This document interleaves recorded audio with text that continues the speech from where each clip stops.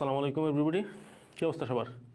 দেখো হচ্ছে আজকের যে চ্যাপ্টারটা, হ্যাঁ এটা হচ্ছে কি চ্যাপ্টারটা তোমরা জানো যে প্রাণীর আচরণ যে চ্যাপ্টার সেটা হচ্ছে শর্ট সিলেবাসের বাইরে।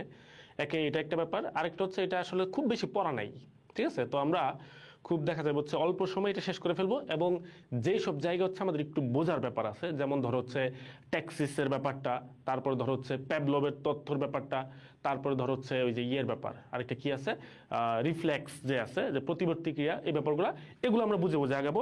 বাকি যে সব জায়গা হচ্ছে আমাদের দেখা যাবে হচ্ছে রিডিং পড়ার মতো, আমরা শুধু রিডিং পড়ে চলে যাবো, টেনশন নেওয়ার কোনো কারণ নাই। ওকে, আচ্ছা, যারা সালাম দিচ্ছে সবাইকে ওয়ালাইকুম আসসালাম। আমরা এখন ক্লাস শুরু করতেছি।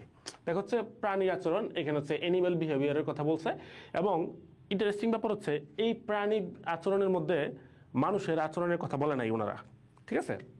ওনারা হচ্ছে বেশিরভাগই তৃতীয় শ্রেণীর প্রাণী, যারা হচ্ছে একটু নিম্ন শ্রেণীর প্রাণী, তাদের নিয়ে হচ্ছে আলাপ আলোচনা করছে। তা আমাদেরও কিছু করার নাই, ওনারা সিলেবাসে যেটা অ্যাড করছে আমাদের সেটাই পড়তে হবে আর কি।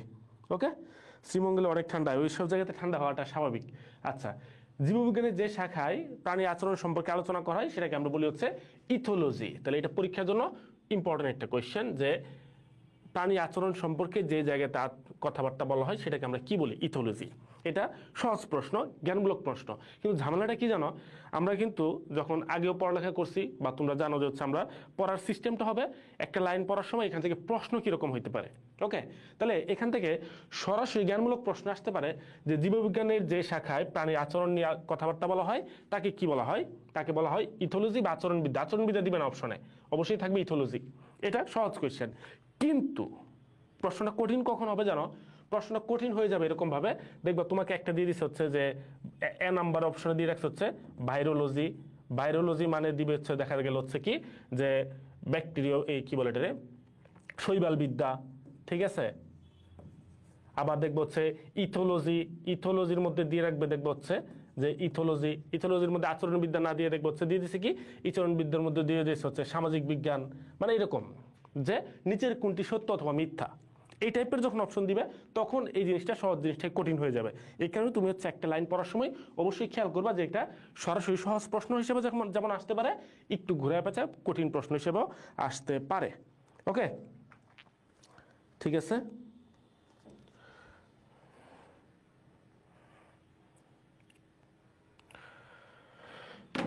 ঠিক আছে, আমরা সামনে আগাচ্ছি, খেয়াল করো। আচ্ছা, এখানে আমাদের তেমন কিছু নাই। তারপর হচ্ছে আচরণ বিজ্ঞানী কে কি বলছে এগুলো একটু রিডিং পড়বা। সাধারণত হচ্ছে মেডিকেল ভর্তি পরীক্ষায় বিজ্ঞানীদের নাম একটু কম আসে, এবং এই ধরনের বিজ্ঞানী যারা আছে এদের নাম আরও কম আসে, কারণ এরা এত ফেমাস বিজ্ঞানী না। ঠিক আছে, তুমি এই লাইনগুলো একটু রিডিং পড়বা যে ইথোলজির প্রধান স্থপতি কাকে বলা হয়? নিকোলাস টিনবার্জেন বা টিনবার্গেন, এক এক জায়গায় এক এক নাম দেওয়া আছে। টিনবার্গেন কথাটা ইম্পর্টেন্ট, কারণ টিনবার্গেনের কথা একটু পরেও আবার আসবে, বারবার আসবে। ঠিক আছে, আচরণের প্রকৃতি, আচরণের প্রকৃতি কি কি আছে আমরা এটা দেখব। ঠিক আছে, এখন দেখবো হচ্ছে আচরণকে আমরা অনেকভাবে ভাগ করছি। একটু আগে কথাটা শুনো, তারপর আমরা বয়ে যাচ্ছি। যেমন কিছু আচরণকে বলতেছে হচ্ছে যে উদ্দীপনা বা স্টিমুলেশন বা স্টিমুলাস, অনেক কিছু বলছে। সেটা কি? ধরো আমাকে এখানে কেউ একজন চিমটি দিল বা আমি নিজেই দিলাম, ওকে, তো আমি একটা কিছু বুঝতে পারলাম, যে সেন্স করতে পারছি, সেটাকে আমি কি বলতেছি? একটা স্টিমুলেশন বা একটা স্টিমুলাস। ঠিক আছে, এটা দিল। তারপরে আমার হচ্ছে দেখা গেল হচ্ছে রাত হয়ে গেছে, তো ধরো এরকম হয়েছে যে হচ্ছে আমার বাসায় খাবার দাবার রান্না হয় নাই, তো আমার বাসায় খাবার রান্না করার চিন্তা মাথায় ঢুকলো, কারণ কি রাত হয়ে গেছে। তাহলে খাবার রান্না করার আমার মাথায় একটা চিন্তা ঢুকছে, তাহলে এটা কি? এটাও একটা উদ্দীপনা। ঠিক আছে, এটা হচ্ছে আমার কি শারীরিক উদ্দীপনা, ওইটা হচ্ছে আমার মানসিক বা হচ্ছে বাহ্যিক উদ্দীপনা একটা গেল।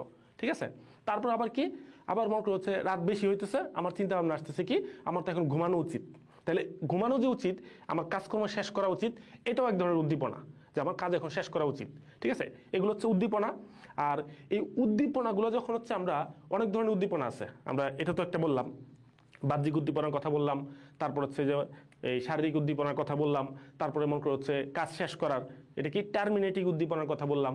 তারপরে এরকম যত উদ্দীপনা বা স্টিমুলেশন আছে সবগুলা যখন একসাথে হবে তখন আমরা এটাকে অন্য একটা নাম দিব, সেটার নাম হবে হচ্ছে মোটিভেশন।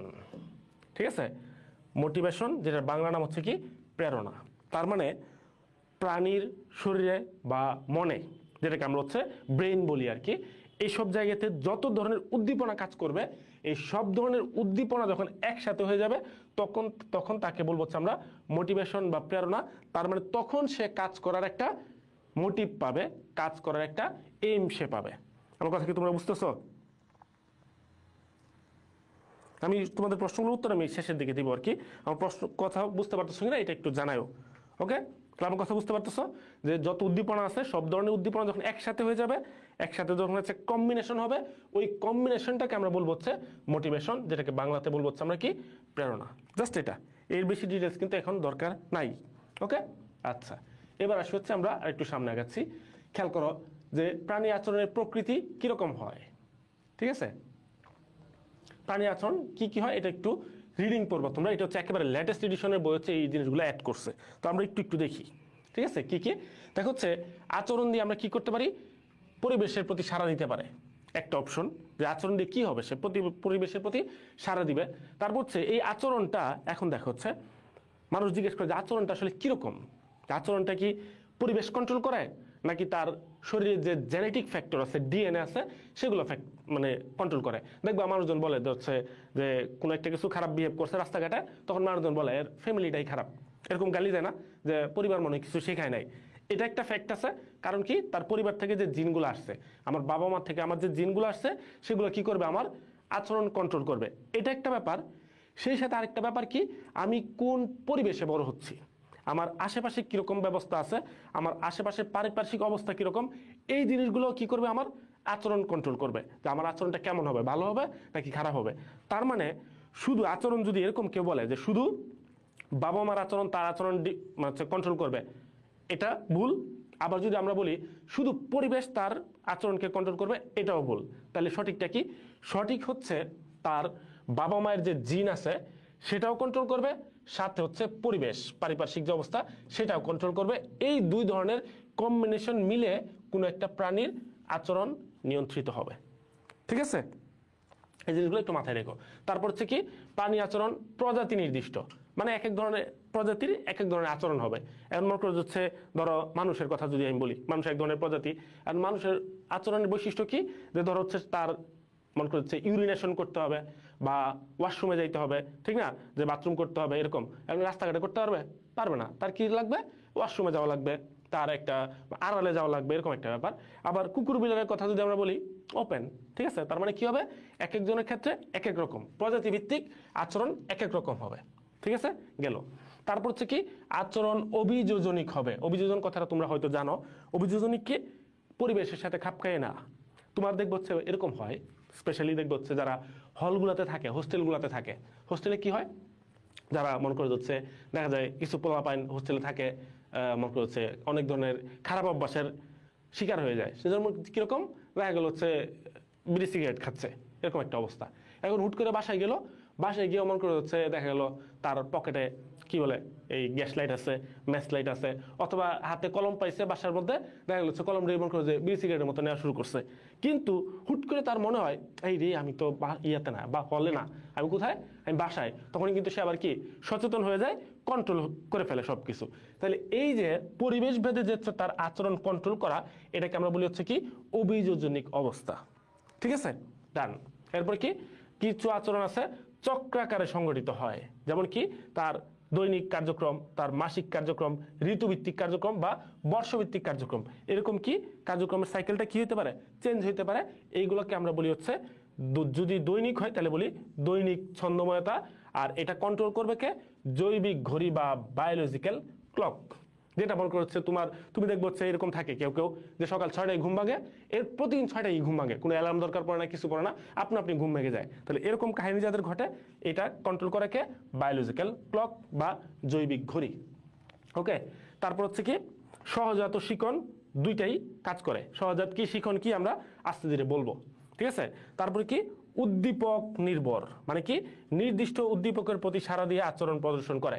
মানে ব্যাপারটা এরকম, দেখবা মানুষজন দেখবা, তুমি নিজেই দেখবা মাঝে মধ্যে ফেসবুকে পোস্ট দিবা দেখি আমি কিরকম, আমি তার সাথে মানে কি বলে এটা, মানুষের সাথে ওইরকম আচরণই করি যে আমার সাথে যেরকম আচরণ করে, এরকম থ্রেড দেওয়া না মাঝে মধ্যে দেখবা। ফেসবুকে তো থ্রেড দিতে তো কোনো সমস্যা নাই, ইচ্ছা মতো থ্রেড দিতে পারে। তো কি, যে আমার সাথে যেরকম আচরণ করে আমি তার সাথে সেরকমই, যে আমার সাথে হচ্ছে দুর্বল আচরণ করবে আমি তার সাথে বিনয়ী, আর যে আমার সাথে পাওয়ার দেখাবে তার সাথে কি আমি একেবারে বাহুবলী। ব্যাপারটা এরকম। ঠিক আছে, তো জিনিসটা এরকম যে আমার এখানে উদ্দীপনা যেরকমভাবে আমার এখানে উদ্দীপনা সৃষ্টি করবে, আমি সেই উদ্দীপনার প্রতি ওই রকমভাবেই বিহেভ করব।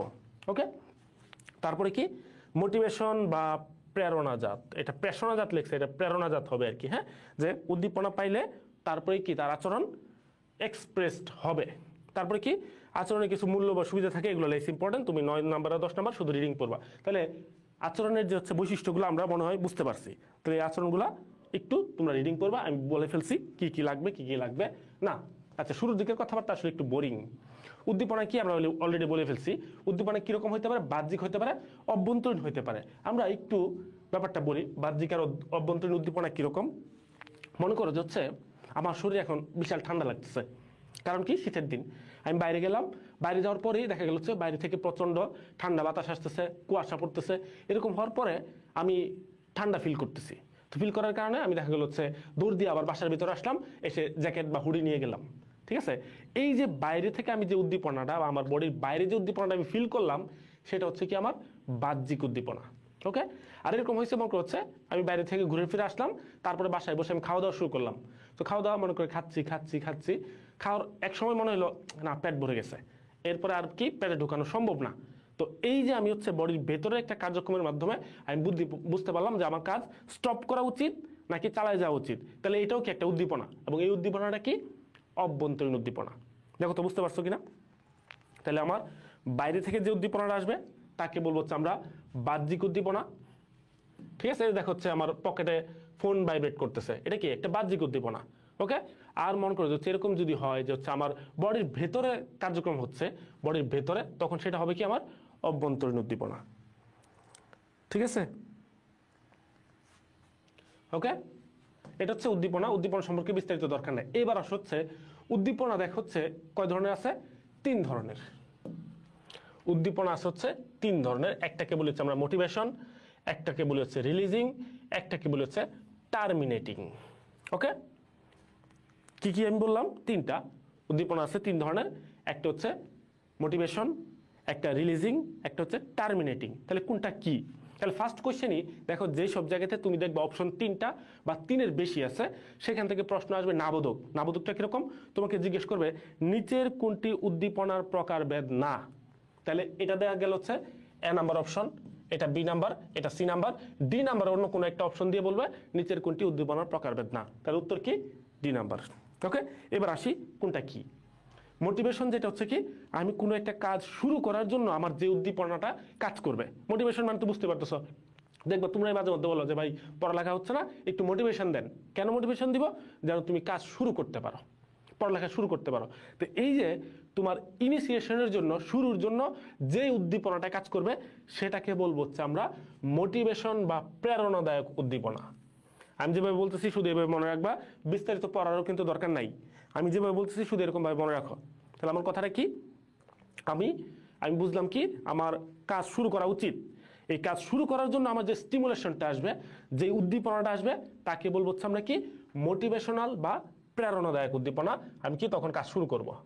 ঠিক আছে, এবং এটা কিরকম হতে পারে, এটাও সেম, এটাও বাহ্যিক হতে পারে, অভ্যন্তরীণ হতে পারে। ডান, এর বেশি এখান থেকে দেখার দরকার নাই। ঠিক আছে, এরপর আসে হচ্ছে রিলিজিং বা নির্গমন উদ্দীপনা। সেটা কি, তুমি মোটিভেশন পাইছো কাজ করার, কাজ শুরু করছো, শুরু করার পর দেখা গেল আজকে তুমি অর্ধেক রাত পর্যন্ত পড়ালেখা করতেছো। ঠিক আছে, এই যে সারা রাত ধরে তুমি যে পড়ালেখা করতেছো, যেই উদ্দীপনার মাধ্যমে তোমার এরকম কাজগুলো চলমান হচ্ছে, সেটাকে বলবো হচ্ছে আমরা রিলিজিং বা নির্গমন উদ্দীপনা। তার মানে যদি আমি সহজ ভাষায় বলি, সেটা হবে কি জানো, যে আমার প্রেরণাদায়ক বা মোটিভেশন উদ্দীপনার আউটকামটাই হচ্ছে রিলিজিং বা নির্গমন উদ্দীপনা। বুঝতে পারছো?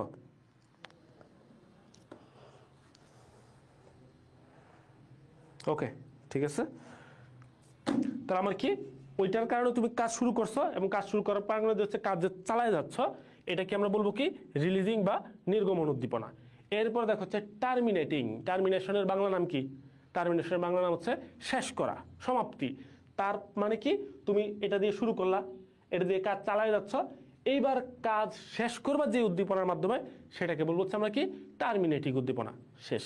তাহলে এগুলো সহজ জিনিস, আমি যেভাবে বলতেছি শুধু তুমি সেরকম ভাবেই পড়বা।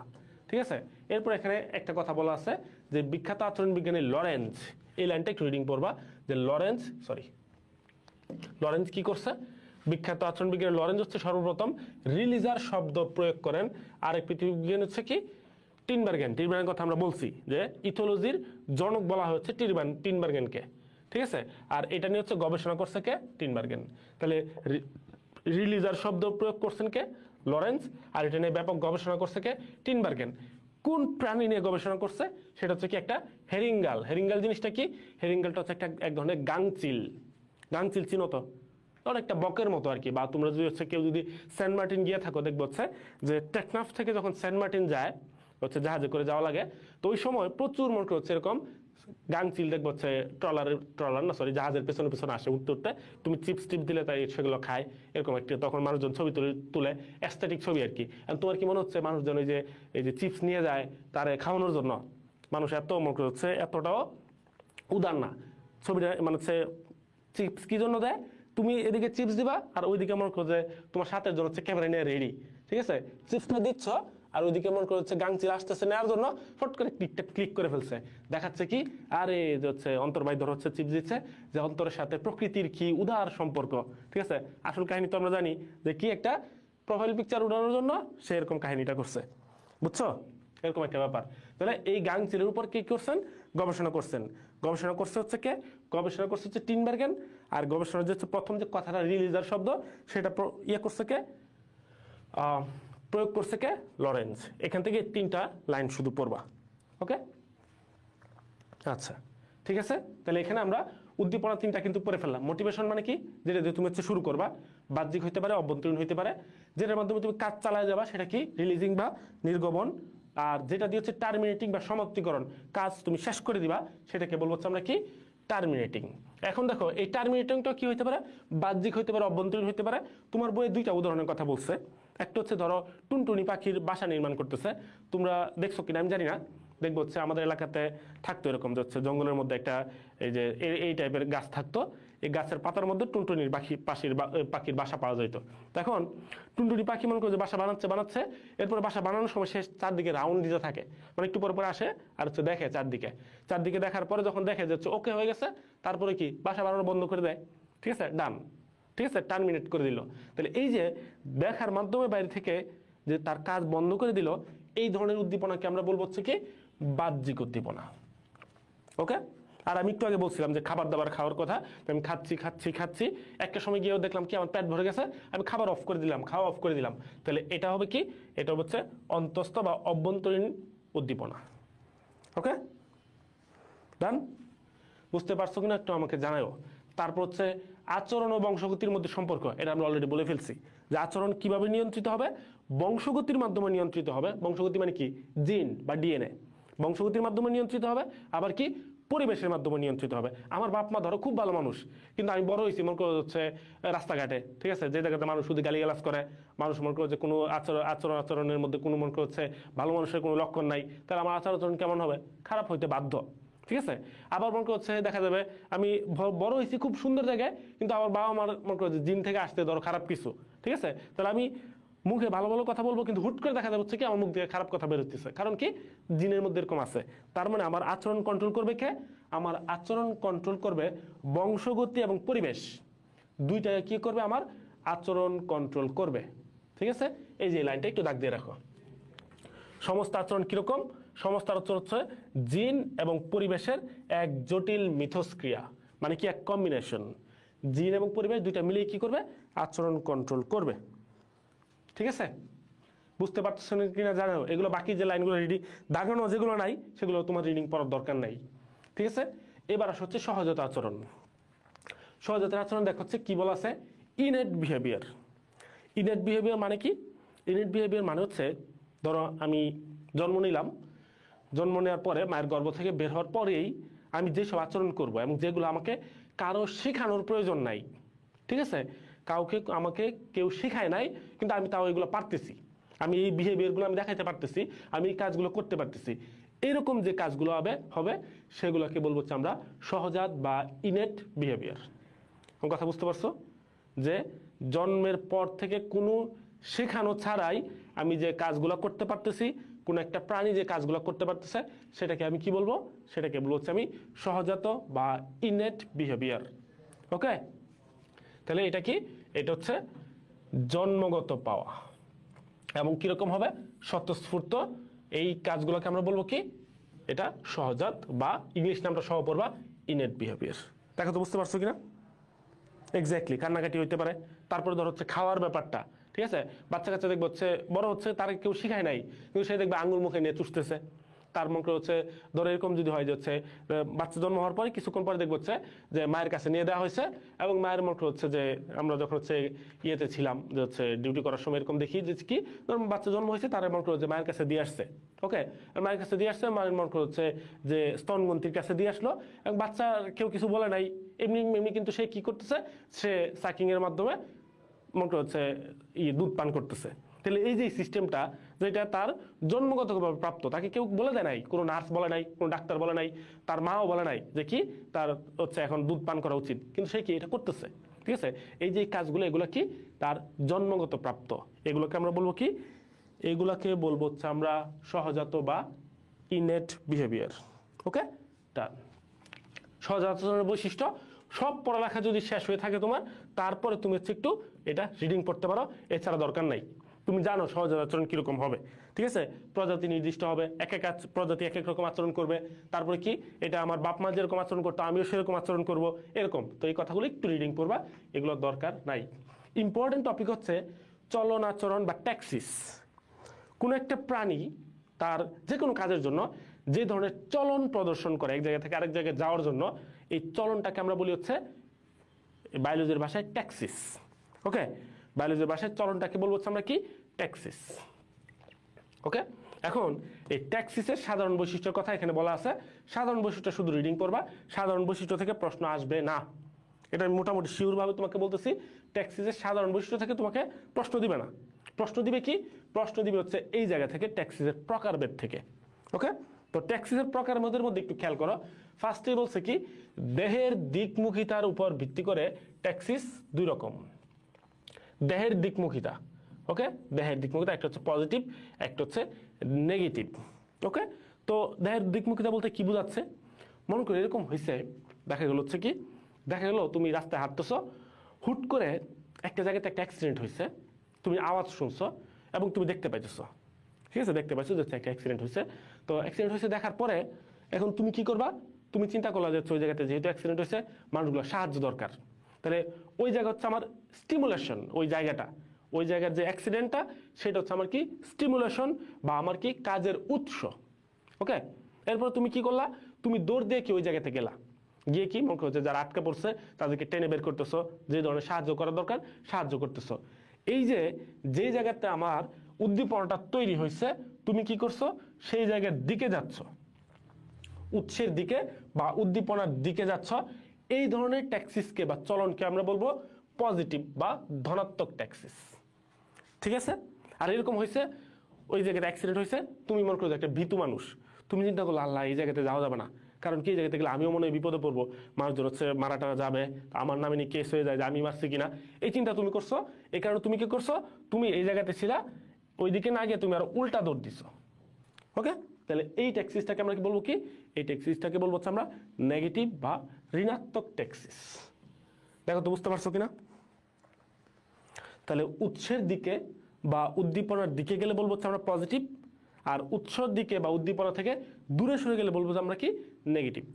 ঠিক আছে, তাহলে আমার বডি কোন দিকে যাচ্ছে, আমি কোন দিকে যাচ্ছি, এটার উপর ভিত্তি করে আমার ট্যাক্সিস করকম দুই রকম। ওকে, এরপর হচ্ছে উদ্দীপনার উৎসের ভিত্তিতে। উৎসটা কি, এখন একটু আগে আমি বলছি উৎসটা কিরকম ছিল, উৎসটা ছিল অ্যাক্সিডেন্ট, ঠিক না? তাহলে রোড অ্যাক্সিডেন্ট হলে আমার কি একটা উদ্দীপনার উৎস, ট্যাক্সিসের উৎস। এখন এরকম যদি হয় হচ্ছে আমার উদ্দীপনার উৎস ট্যাক্সিস না, মানে অ্যাক্সিডেন্ট না, অন্য যে কোনো কিছু হইতে পারে, যে কি আমার বাতাস হইতে পারে আমার কি একটা ওই উদ্দীপনার উৎস, আমার আলো হইতে পারে এক ধরনের উদ্দীপনার উৎস, শব্দ হইতে পারে এক ধরনের উদ্দীপনার উৎস। ঠিক আছে, এইগুলা যে উদ্দীপনার উৎসের উপর ভিত্তি করে যদি আমি ভাগ করি, তাহলে ট্যাক্সিস অনেক ধরনের হইতে পারে। তোমার নামগুলো মুখস্থ করতে হবে, আমরা একটু দেখি। যেমন কি নামের মধ্যে আছে এই জিনিসগুলা, সেটা একটু খেয়াল করো। বলছে কি ফটো ট্যাক্সিস, ফটো মানে কি আলো, তাহলে আলোর প্রতি যে হচ্ছে উদ্দীপনা সেটাকে আমরা বলবো কি ফটো ট্যাক্সিস। যেমন কি, যেমন এখানে দেয়া আছে দেখো, আলোর প্রতি ঘাস ফড়িংয়ের ধনাত্মক আর শোলার ঋণাত্মক। এটা জানো তো, ধর হচ্ছে তুমি এই জায়গাতে লাইট জ্বলতেছে, লাইট জ্বলে কি হবে, এটার পাশে দেখবো হচ্ছে ঘাস ফড়িং বা অন্যান্য মনে করো এরকম ফড়িং জাতীয় বা পোকা জাতীয় জিনিসপত্র এসে কি লাইটের কাছে ভিড় করতেছে। তার মানে কি, সে লাইট দ্বারা আকৃষ্ট হয়েছে, লাইটের দিকে আসছে। বুঝতে পারছো কথাটা? তাহলে লাইটের দিকে আসছে, তার কি, এটা তার জন্য আলোর প্রতি পজিটিভ ট্যাক্সিস। আর এরকম হয়েছে দেখবো রান্নাঘরে খটখট খটখট করে আওয়াজ করতেছে, মানে কি, তেলাপোকা। ওকে, হুট করে তুমি লাইটের সুইচ দিছো, তেলাপোকা দেখবো দৌড়ে কি করছে, অন্ধকারে চলে যাচ্ছে। এরকম হয় না? তাহলে সে কি, তার তো চলনটাও কি ট্যাক্সিস, কিন্তু সে কি করছে, আলোর দিকে আসছে না, আলো থেকে সে দূরে সরে গেছে। তাহলে তার ট্যাক্সিসটা হচ্ছে কি নেগেটিভ ট্যাক্সিস। ওকে, জিনিসটা বুঝতে পারছো? তাহলে আলোটা আমার কি এক ধরনের উদ্দীপনার উৎস, কিন্তু সেটা পজিটিভ হইতে পারে, নেগেটিভ হইতে পারে। আলোর দিকে যে আসবে তার জন্য পজিটিভ, আলো থেকে দূরে সরে গেলে সেটা কি হবে, নেগেটিভ। ডান। সেম কথা হচ্ছে থার্মোট্যাক্সিস। থার্মো মানে কি, থার্মো মানে হচ্ছে তাপ, তাহলে তাপের প্রতি যে হচ্ছে ট্যাক্সিসটা হবে সেটা কি হবে, থার্মোট্যাক্সিস। কাঠটা ধনাত্মক, কাঠটা ঋণাত্মক, একটু রিডিং পড়বা। দেখো এটা কিন্তু মেডিকেল পড়তে পরে আসছে, যে ব্যাঙের শীতনিদ্রা, ব্যাঙ এখন ঠান্ডা পড়ছে, ব্যাঙে লুকায় পড়ছে, ঠান্ডাতে বাইরে আসে নাই, উল্টা কি হয়েছে, গর্তে লুকায় গেছে। তাহলে এটা কি, ঠান্ডার মধ্যে সে আসে পজিটিভে আসছে না, ঠান্ডা থেকে সে দূরে সরে গেছে, এই জন্য কি ঋণাত্মক ট্যাক্সিস।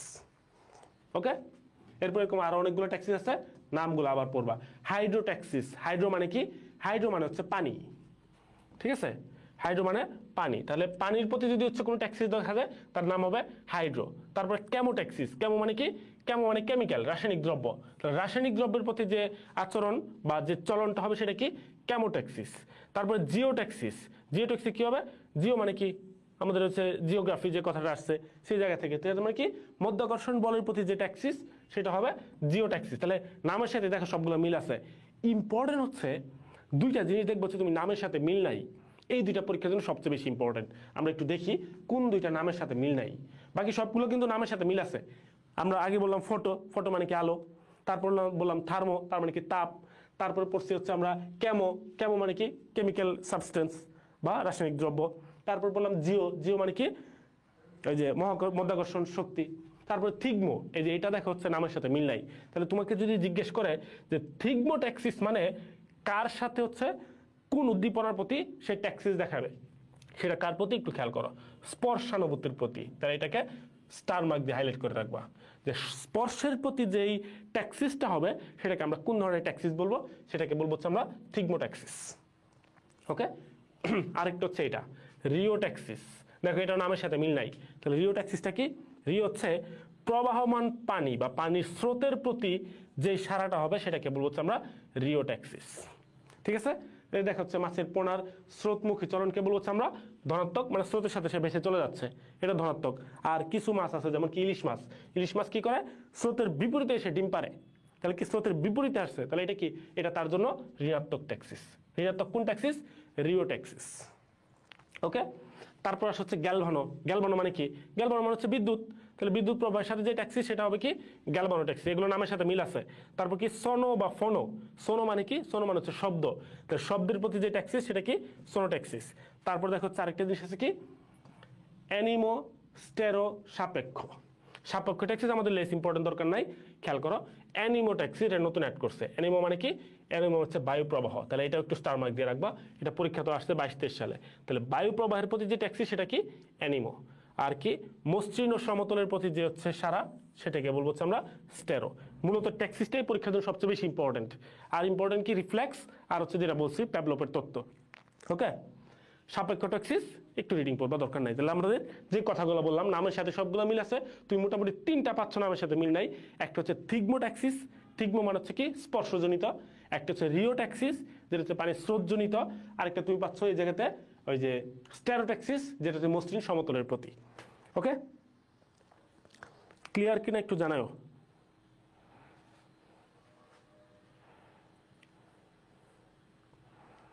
ক্লিয়ার কিনা একটু জানাও জিনিসটা, ট্যাক্সি জিনিসটা বুঝতে পারছো না, পজিটিভ নেগেটিভ মানে তো বুঝছো।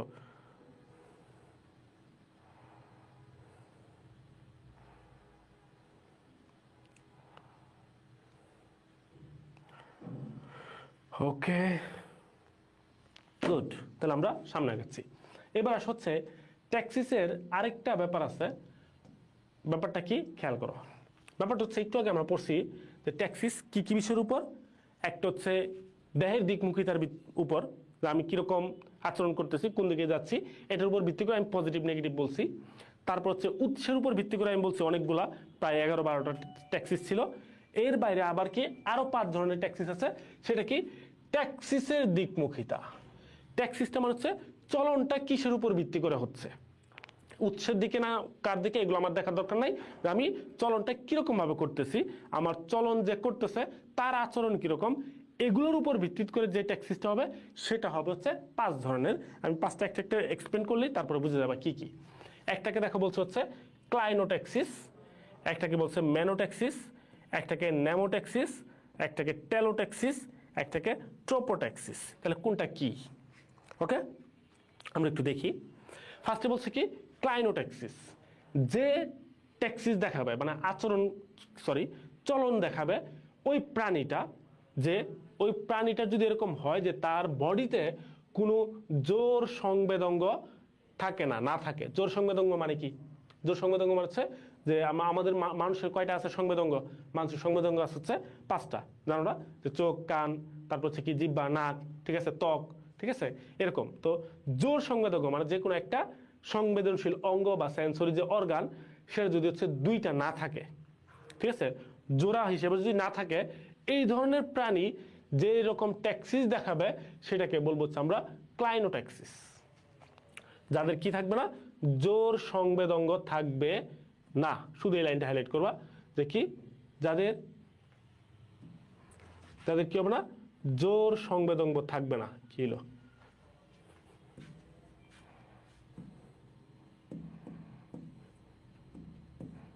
কি বললাম আমরা, একটু আবার খেয়াল করো। যাদের জোর সংবেদঙ্গ থাকবে না তারা কি করবে, তারা হচ্ছে ক্লাইনোট্যাক্সিস দেখাবে। এরা কারা, এরা হচ্ছে 2টা উদাহরণ তুমি পড়বা। একটা হচ্ছে কি ব্লোফ্লাই, বাটারফ্লাই, তার মানে 2টা ফ্লাই কি করবে, 2টা ফ্লাই হচ্ছে ক্লাইনোট্যাক্সিস দেখাবে। তারপর হচ্ছে ম্যানোট্যাক্সিস। এই 2টা নামের মধ্যে ঝামেলা লাগে, একটা ম্যানো একটা নেমো। নেমো দিয়ে মানাতে রাখবা, নেমো মানে নেমোনিক, মানে কি আমি স্মৃতি, আমি মনে রাখার জন্য যেটা করতেছি সেটা হচ্ছে কি নেমো। আর ম্যানো মানে কি, ম্যানো মানে হচ্ছে কৌণিক, ঠিক আছে। তাহলে যে চলনটা কৌণিক ধরনের হবে সেটাকে বলবো আমরা ম্যানোট্যাক্সিস। কৌণিক ধরনের যেটা হবে সেটাকে বলছি আমরা ম্যানোট্যাক্সিস। যেমন কি বলছে, যে বিজ্ঞানীরা বলছে যে হচ্ছে সূর্যের প্রতি সারা দিয়ে পিঁপড়ার চলন, যে পিঁপড়া নাকি সূর্যটাকে একটা অ্যাঙ্গেলে রেখে কোনাকুনি রেখে তারপরে আগাইতে থাকে। আমরা জানি না, এটা ওনারা যেটা বলছে এটা বিশ্বাস করতেছি আর কি, এরকম একটা ব্যাপার। তাহলে এই যে পিঁপড়ার চলন সেটাকে বলছি আমরা কি ম্যানোট্যাক্সিস। আর নেমো কোনটা হবে, নেমো মানে আমি বলছি নেমোনিক মানে স্মৃতি, যে স্মৃতিতে ধারণ করবে। যেমন কি, যেমন ধরো হচ্ছে দেখবা এই ধরো কুকুর তোমার মনে করছে যে কেউ যদি কুকুর ইয়ে করো যাচ্ছে, নিজেরা যদি কুকুর পালো তাহলে দেখবে এরকম যাচ্ছে সে বাসা থেকে দূরে যাচ্ছে কোথাও, আশেপাশে হচ্ছে গন্ধ শুনতে যায়, ঠিক না। আবার ফেরত আসার সময় কি এগুলা সে কি শুকতে আবার কি পেছনে চলে আসে, ঠিক আছে। এখন রাস্তার মাঝখান থেকে যদি কোনো একটা কিছু উঠায় নেওয়া হয় তার জন্য দেখবো একটা ঝামেলা হয়ে যাবে। কারণ কি, কারণ সে তো এটা মেমোরিতে রেখে তারপর আগাচ্ছিল। এই যে মেমোরিতে রেখে যে চলনটা সে সম্পন্ন করে সেই ধরনের ট্যাক্সিসকে আমরা বলবো নেমোট্যাক্সিস, ঠিক আছে। নেমো মানের মধ্যে কিন্তু দেখা হচ্ছে এম আছে আগে, এই কারণে আরো ভেজাল লাগতে পারে, একটু ভালো মতো খেয়াল রাখবা যে নেমো মানে হচ্ছে কি স্মৃতি। তাহলে স্মৃতিতে ধারণ করে যে হচ্ছে ট্যাক্সিসটা হবে সেটাকে বলছি আমরা নেমোট্যাক্সিস, ওকে। এরপর হচ্ছে টেলোট্যাক্সিস। টেলোট্যাক্সিস হচ্ছে এই কথাটা হাইলাইট করবা, শক্তিশালী উদ্দীপকের প্রতিসারা। তাহলে শক্তিশালী উদ্দীপক বলতে কি বোঝাচ্ছে, মানে ধরো এরকম হচ্ছে আমাকে ধরো ক্লাস শেষ হলো, আমার ক্লাস শেষ হওয়ার পরে ধরো তোমার অন্তর ভাই আবার রিজবি ভাই দুইজনই আমার ডাকতেছে। তো অন্তর ভাই বলতেছে চল তোরে সিঙ্গারা খাওয়াবো এটা, আর রিজবি বলতেছে চল তোরে বিরিয়ানি খাওয়াবো, ওকে। তো দুইজন দুই পাশ থেকে টানতেছে, স্বাভাবিকভাবে এখানে স্ট্রং উদ্দীপনা কোনটা, অবশ্যই বিরিয়ানি। হচ্ছে কি বিরিয়ানিটা আমাকে বেশি টানবে, তাহলে আমি কি করবো, আমি বিরিয়ানির দিকে যাব। এই যে শক্তিশালী উদ্দীপনার প্রতি আমি যে সাড়া দিলাম, আমি যে চলনটা দেখালাম, এই ধরনের চলনকে বলে হচ্ছে কি টেলোট্যাক্সিস, ঠিক আছে। যেমন কি, যেমন ধর হচ্ছে মৌমাছি আহারে যখন হচ্ছে বের হয় তখন তার ক্ষেত্রে 2টা ট্যাক্সিস কাজ করে। একটা হচ্ছে দেখা যাবে সে কি, একটা হচ্ছে দেখা গেল সূর্য তাকে টানে, আবার কি আবার ফুলও তাকে টানে।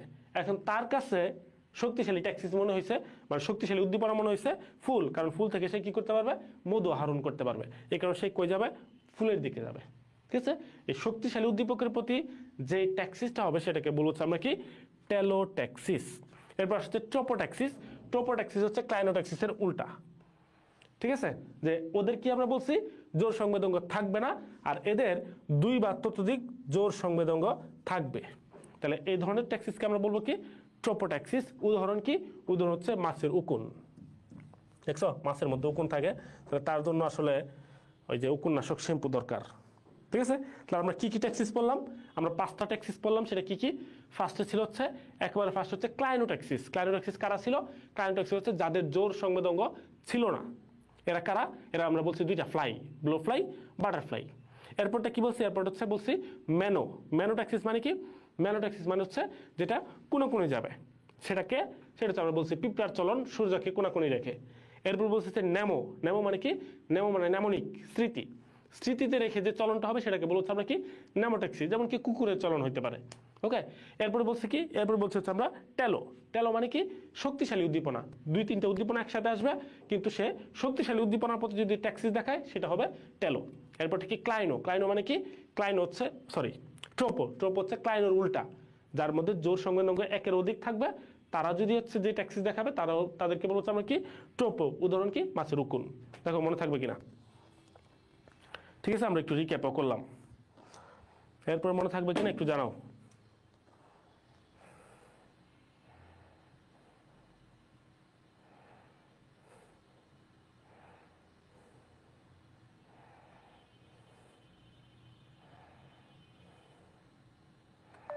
একটু কমেন্ট করো।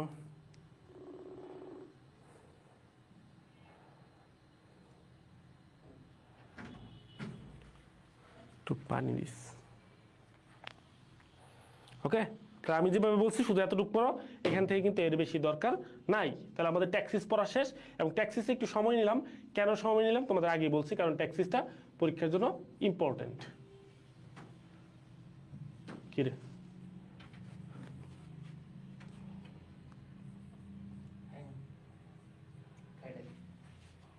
একটু ওয়েট করো।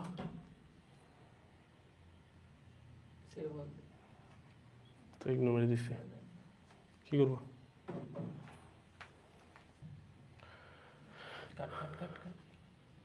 একটু ওয়েট করো, একটু ওয়েট করো।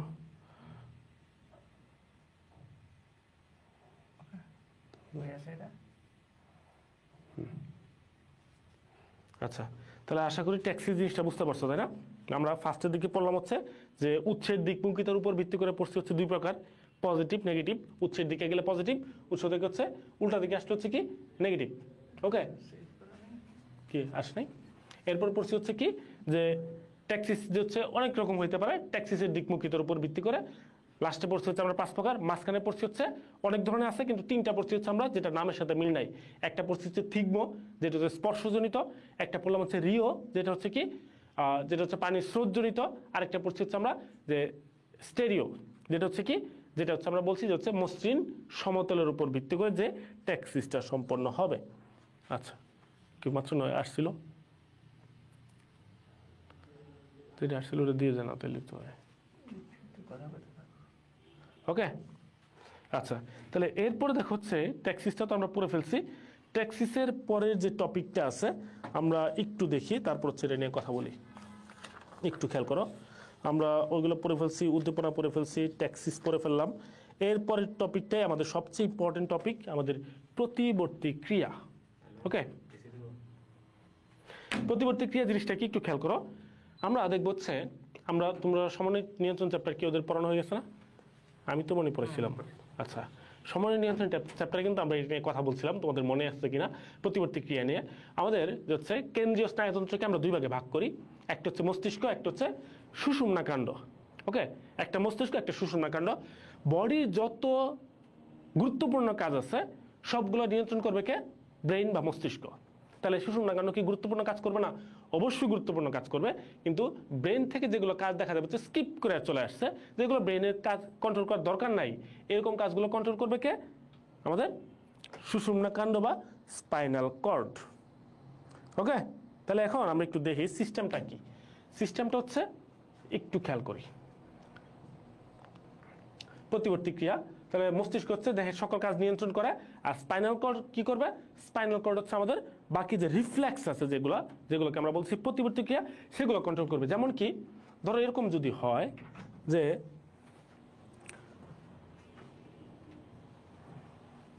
ধরো এরকম হয়েছে যে তুমি, আমরা আগেও বলছিলাম যে কথাটা, যে তুমি মনে করছো, তোমার আম্মা মনে করছো যে শীতের দিন ধরো এরকম হয়েছে যে আন্টি করতেছে, রান্নাঘরে মনে করছে লুচি ভাজতেছে বা পিঠা বানাইতেছে, তুমি কাছে গিয়ে দাঁড়ায় আসো। এখন দাঁড়ায় থাকার ফলে দেখা গেল হচ্ছে কি হুট করে তুমি হচ্ছে মানে ভুলবশতই তুমি মনে করো যে কড়াইয়ের মধ্যে হাত পড়ছে, বা লুচি যে ভাজতেছে এটার মধ্যে হচ্ছে কি যে আমরা যেটা বলি ধর তাওয়ার মধ্যে হাত পড়ছে। হাত পড়ার পরে তুমি কি চিন্তা করবা যে হচ্ছে হাত পড়ছে, আচ্ছা ঠিক আছে কিছুক্ষণ রাখি, তারপর তোমার আম্মারে জিজ্ঞেস করবা যে আম্মু হাত পড়ছে, হাত কি সরাই ফেলবো নাকি কিছুক্ষণ রাখবো, তুমি কি বলো? ঠিক আছে, তোমার আম্মু বললো আচ্ছা দাঁড়া তোর আব্বুরে ফোন দিয়ে জিজ্ঞেস করি। ঠিক আছে, তোমার আব্বুরে ফোন দিল, হচ্ছে ফোন দিয়ে জিজ্ঞেস করছে আমার মেয়ে তো বা ছেলে তো কি করছে যে কড়াই হাত দিয়ে ফেলছে। এখন তো সে জিজ্ঞেস করতেছে কি যে হাত সরাবে কিনা। ঠিক আছে, ওখান থেকে একটা সিগন্যাল আসলো, তোমার আম্মুর কাছে আসলো, তারপর তোমার আম্মু কি বলবো, হ্যাঁ তোর আব্বু বলছে সরাইতে, এরপর তুমি আস্তে ধীরে সরাইলা। ব্যাপারটা কি এরকম হয়? এরকম কিন্তু হয় না। কি হয়, তুমি হাত পড়ছে সাথে সাথে সাত করে কি করছো, তুমি হাতটা সরাই ফেলছো। এই যে ইনস্ট্যান্ট যে কাজটা হয়, এই ধরনের কাজকে আমরা বলি হচ্ছে কি রিফ্লেক্স। ওকে, ধরো এরকমই আছে আর কি। হ্যাঁ,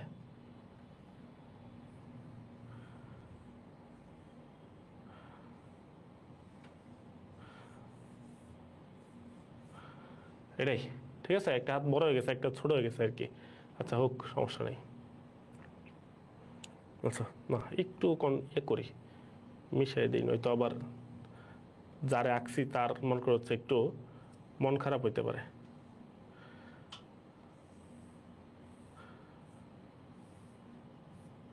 ওকে, ধরো এরকম আর কি। তো এই ধরুন পরিচিত, তাই না? ওকে, ঠিক আছে। এখন মনে করো হচ্ছে এই যে রিফ্লেক্সটা, এই রিফ্লেক্সটা হচ্ছে কোত্থেকে আসবে? আমরা আগে বলছি এটা আসবে হচ্ছে ধরো আমাদের এই জায়গাতে যেটা আছে, এই জায়গাতে আছে হচ্ছে আমাদের ব্রেন। ওকে, আর ব্রেনটা যে জায়গাতে ধরো আমি পুরোটাই ধরলাম ব্রেন। ওকে, মাথার মধ্যে পুরোটার মধ্যে ব্রেন আছে। ব্রেনটা যে জায়গাতে শেষ হচ্ছে, এই জায়গা থেকে হচ্ছে শুরু হয়েছে কি আমাদের স্পাইনাল কর্ড। ওকে, স্পাইনাল কর্ড, যেটার বাংলা নাম হচ্ছে কি সুষুম্না কাণ্ড। ওকে, উপর হচ্ছে ব্রেন, এরপর সুষুম্না কাণ্ড।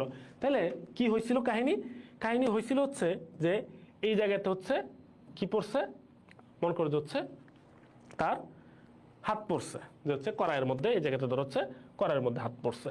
তো কড়াইয়ের মধ্যে হাত যখন পড়ছে, তার কি হবে, সিগন্যালটা এরকম ভাবে যাবে।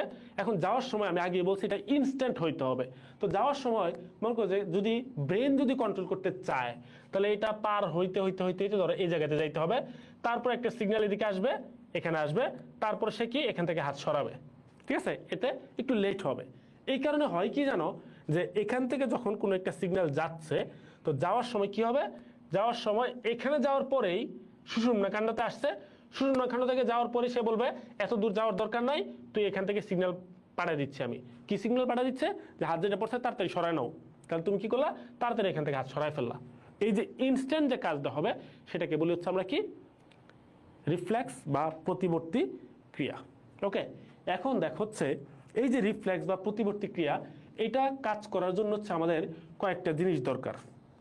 দেখো তোমার বইয়ে খুব সুন্দর করে দেওয়া আছে, আমি মনে করে হচ্ছে করে দেখাই তোমাদের। ধরো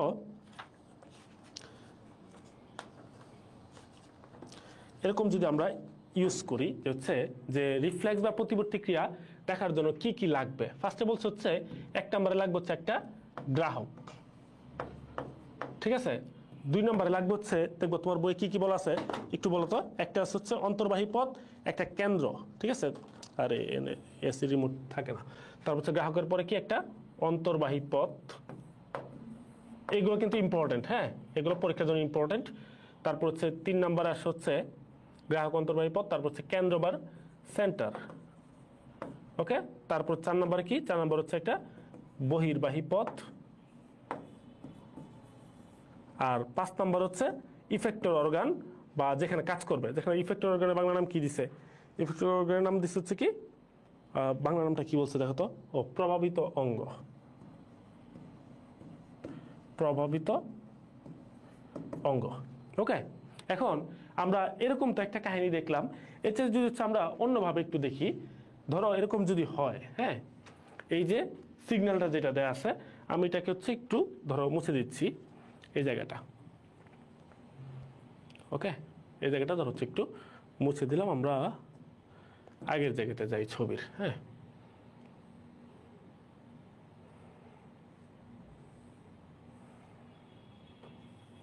ওকে, এটা তো হচ্ছে আমাদের ধরো হচ্ছে সুষুম্নাকাণ্ড এই জায়গাতে, আমরা সুষুম্নাকাণ্ড ধরলাম এই জায়গায়, হ্যাঁ, যে জায়গায় ব্রেন শেষ হয়েছে বা ঘাড়ের এই জায়গাটা আর কি, হ্যাঁ, অক্সিপিটাল বলছে ঠিক শেষ দিকে আর কি।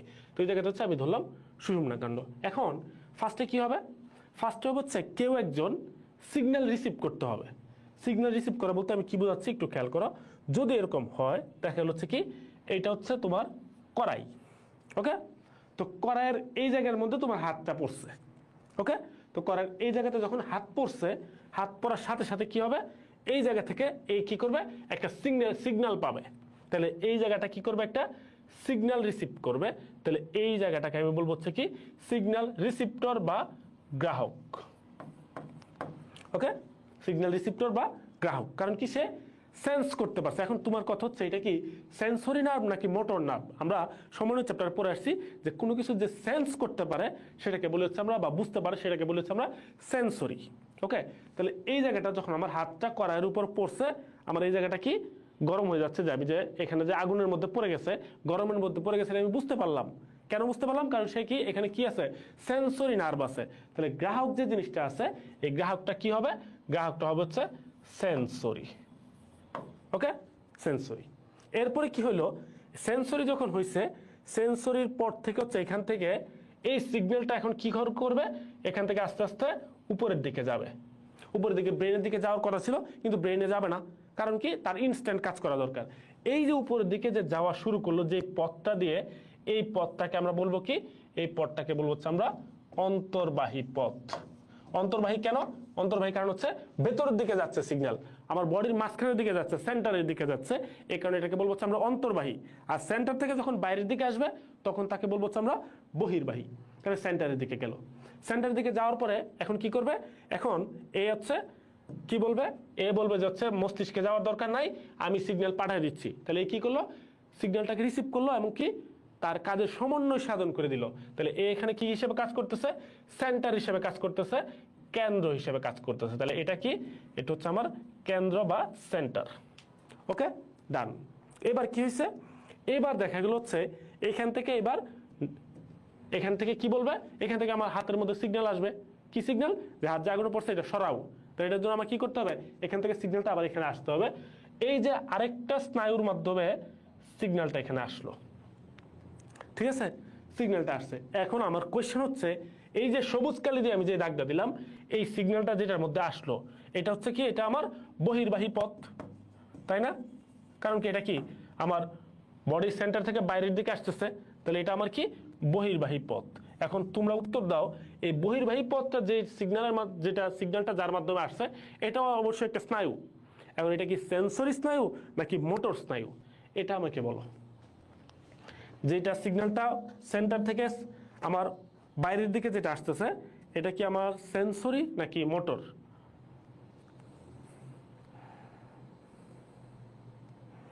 উত্তর দিও কিন্তু, যে এটা কি সেন্সরি হবে নাকি মোটর হবে।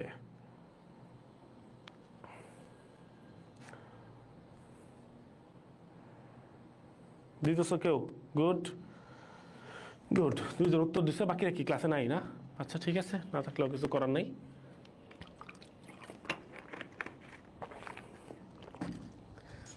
আমরা আগে বলছিলাম সেন্স যে করতে পারবে সে হচ্ছে সেন্সরি, বা সেন্টারের দিকে যাবে যেটা, সেটা হচ্ছে কি সেন্সরি। আর বাইরের দিকে যেটা আসবে সেটা কি মোটর, বা কাজ করার জন্য যে সিগন্যালটা আসবে সেটা কি হবে, মোটর। তাহলে বহির্বাহী পথটা অবশ্যই কি হবে, এটা হবে হচ্ছে মোটর স্নায়ু। ক্লিয়ার? মোটর স্নায়ু আসলো, এরপর দেখা গেল হচ্ছে কি এইবার হচ্ছে এই জায়গাটা যেটা ছিল, হ্যাঁ, এই জায়গাটা যেটা ছিল এটা এবার হচ্ছে কি এখানে কাজ করা শুরু করবে। এখান থেকে হাতটা আমি উইথড্র করব, হাতটা সরাই নিব। তাহলে এই জায়গাটা আমার কি, এই জায়গাটা হচ্ছে আমার প্রভাবিত অঙ্গ। দেখো তো বুঝতে পারছো কিনা? গুড, সবাইকে ধন্যবাদ, সবার উত্তর সঠিক হয়েছে। এটা অবশ্যই একটা কি মোটর নার্ভ হবে। তাহলে জিনিসটা বুঝতে পারছো কিনা যে রিফ্লেক্সটা কিভাবে কাজ করে। 5টা জিনিস লাগবে। একটা ফার্স্ট হচ্ছে যে সেন্স করতে পারবে, সেটাকে আমরা বলবো হচ্ছে সেন্সরি স্নায়ু বা গ্রাহক। সে রিসিভ করবে, তারপর সে হচ্ছে সেন্টারে পাঠাবে। কিভাবে পাঠাবে? একটা নার্ভের মাধ্যমে, যেটা হবে কি একটা অন্তর্বাহী পথ। অন্তর্বাহী পথের মাধ্যমে যাবে। এটা কি? এটা হচ্ছে সেন্সরি অংশ, অন্তর্বাহী পথ। সেন্টারে যাবে। সেন্টার হিসেবে কে কাজ করবে? ব্রেইন এখানে সেন্টার হিসেবে কাজ করবে না, এখানে সেন্টার হিসেবে কাজ করবে হচ্ছে স্পাইনাল কর্ড। এরপর স্পাইনাল কর্ড থেকে নির্দেশনা আসবে আমার হাতের দিকে। হাতের দিকে আসতেছে মানে কি? এটা বহির্বাহী পথ, বাইরের দিকে আসতেছে। তো এটা কি আমার বহির্বাহী পথ। বহির্বাহী পথটা কেমন হবে? মোটর। সিগন্যাল আসলো, এরপর আমি হাত সরাই ফেললাম। এই যে হাত সরাই ফেললাম, হাতের মধ্যে এসে কাজ হয়েছে। এই কারণে হাতটা আমার কি? হাত হচ্ছে আমার প্রভাবিত অঙ্গ। ঠিক আছে? বুঝতে পারছো কিনা আমাকে একটু জানাও, তাহলে আমরা সামনে আগাইতে পারবো আর কি।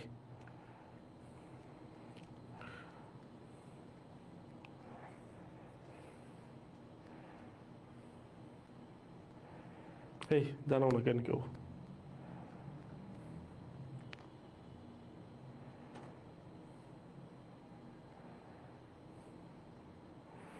বুঝতে পারছো কিনা? রিফ্লেক্স টপিকটা বুঝতে পারছো কিনা একটু জানাও। সবাই কি ঘুমাই গেছো? আচ্ছা ঠিক আছে, ঐশী কমেন্ট করছে ক্লিয়ার। ওকে ঠিক আছে, আমরা তাহলে হচ্ছে এখন বইয়ের মধ্যে দেখি কি বলছে। ওকে, তাহলে আমরা রিফ্লেক্সের মধ্যে বলছি যে তীব্র আলোতে কি কি হয়, গরম স্থিতিতে হাত পলে চট করে হাত সরে ফেলা। ঠিক আছে, এগুলো কাজ হচ্ছে কি রিফ্লেক্স, এবং হচ্ছে এরা কারা কন্ট্রোল করবে? স্পাইনাল কর্ড দিয়ে নিয়ন্ত্রিত হয়। ঠিক আছে, তাহলে এই সংজ্ঞাটা একটু পূর্ব মস্তিষ্ক ছাড়াই স্বতঃস্ফূর্তভাবে যেটা নিয়ন্ত্রিত হবে সেটাকে বলবো আমরা প্রতিবর্তী ক্রিয়া। প্রতিবর্তী ক্রিয়ার বৈশিষ্ট্য কি? একটু রিডিং পড়বা, শুধু একটু রিডিং। এরপর আসছে হচ্ছে প্রতিবর্তী চক্র। কি কি লাগবে আমরা পড়ে ফেলছি। গ্রাহক, অন্তর্বাহী পথ, কেন্দ্র, বহির্বাহী পথ, প্রভাবিত অঙ্গ। ঠিক আছে, ডান। এগুলো নিয়ে কোনো কনফিউশন থাকার কিন্তু সুযোগ নাই। সংগঠন পদ্ধতি এখান থেকে পড়ার দরকার নাই। আমি যেটা বুঝাইছি এটা এর থেকে সহজভাবে বুঝাইছি, নাকি বুঝো নাই? আমি একেবারে মানুষের হাত দিয়ে হাত পা দিয়ে আঁকলাম, যদিও হাত পা হয় নাই, কিছু একটা মডেল আর কি। ঠিক আছে, তাহলে এগুলো দেখার দরকার নাই। আমি যে ছবিটা দিচ্ছি ওইটা মাথায় রাখলে এনাফ। এবার আসা হচ্ছে প্রতিবর্তী ক্রিয়ার প্রকারভেদ। একটাকে বলছে হচ্ছে কি, এটাকে ভাগ করছে আইভান প্যাভলভ। ওকে, আইভান প্যাভলভ, যেটাকে আমরা বলছি প্যাভলভের তত্ত্ব হিসেবে আমরা পড়বো। দুইটা ভাগে ভাগ করছে। একটা হচ্ছে সহজাত প্রতিবর্তী ক্রিয়া, যেটা হচ্ছে আনকন্ডিশন। সহজাত মানে কি আমরা মনে আছে কিনা? সহজাত মানে হচ্ছে জন্মের পর থেকে যেটা প্রাপ্ত, যেটা কাউকে শিখাইতে হয় না। ঠিক আছে, আর দেখো হচ্ছে এটা কি বলছে? অর্জিত সাপেক্ষ বা কন্ডিশন। তার মানে অর্জিত মানে কি? এটা আমার শিখতে হবে, তাই না? এটা শিখতে হবে না? এটা শিখতে হবে। অর্জিত মানে কি? আমি একটা কোনো ডিগ্রি অর্জন করছি, তার মানে কি? ডিগ্রি অর্জনের আমি কি করছি? পড়ালেখা করছি, আমি অনেক কিছু শিখলাম। তাহলে শেখানোর মাধ্যমে আমি যেই রিফ্লেক্সটা আমি আয়ত্ত করব সেটাকে বলবো হচ্ছে কি? অর্জিত বা কন্ডিশন বা সাপেক্ষ রিফ্লেক্স। ওকে, এখন আমার একটা কোশ্চেনের উত্তর দিবা তোমরা। মনে করো, ঠিক আছে, যে তেঁতুল কেউ সামনে রাখলো। ওকে, কারণ তেঁতুল দেখার পরেই মনে করছে কি হয়? লালাকরণ শুরু হয়ে যায়। আর আমার কথা শুনে তোমাদের অনেকের লালাকরণ হইতে পারে, হইলে তো ওকে ডান, কিছু করার নাই। এখন মনে করো যে তেঁতুল বা তেঁতুলের কথা শুনলা, দেখলা না, দেখার কথা বাতিল। আমি বললাম যে তোমার পাশ দিয়ে একজন যাচ্ছে আর এরকম শুধু বারবার বলতেছে, আরে তেঁতুলগুলা যে জোস ছিল, তেঁতুলগুলা দেখতে এত মজা ছিল, তেঁতুলগুলা দেখতে এত ভালো লাগতেছিল, এরকম তেঁতুল তেঁতুল শুনতে শুনতে তোমার মনে করো যে লালাকরণ শুরু হয়ে গেছে। ওকে, এই যে লালাকরণটা হয়েছে, এটা কোন ধরনের রিফ্লেক্স? এটা কি সহজাত রিফ্লেক্স? সহজাত রিফ্লেক্সকে আমি অপশন দিলাম এ, আর অর্জিত রিফ্লেক্সকে আমি অপশন দিলাম বি। এখন তোমরা বলো এটা কি এ নাম্বার অপশন নাকি বি নাম্বার অপশন? যে তুমি তেঁতুল দেখো নাই, তেঁতুলের কথা শুধু শুনতেছো, তাহলে এটা কি এ হবে নাকি বি হবে?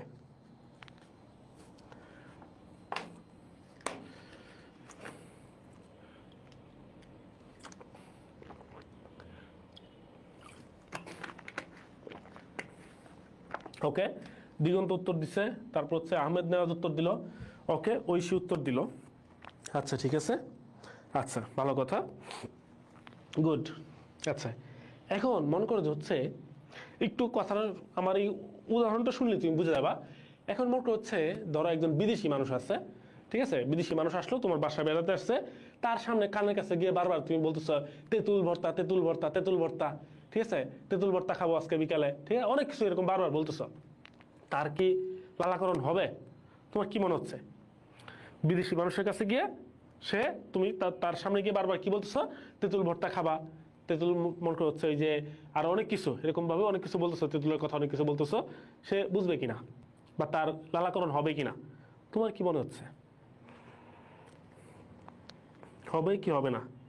হবে না, ঠিক না? কারণ কি, সে তেঁতুল চিনে না। ওকে, সে তেঁতুল চিনে না, এই কারণে কি হবে না, তার মধ্যে লালাকরণ হবে না। ওকে, তাহলে এখন দেখো হচ্ছে নর্মালি যদি খাবারের কথা বলো, যে হচ্ছে একটু পর আমরা ফুড খাবো, এরকম যদি বলো, তার সামনে গিয়ে এরকম বলতেছে যে একটু পর আমরা খাবার খাবো, একটু পর আমরা লাঞ্চ করবো, একটু পর আমরা ডিনার করবো, একটু পর আমরা ব্রেকফাস্ট করবো।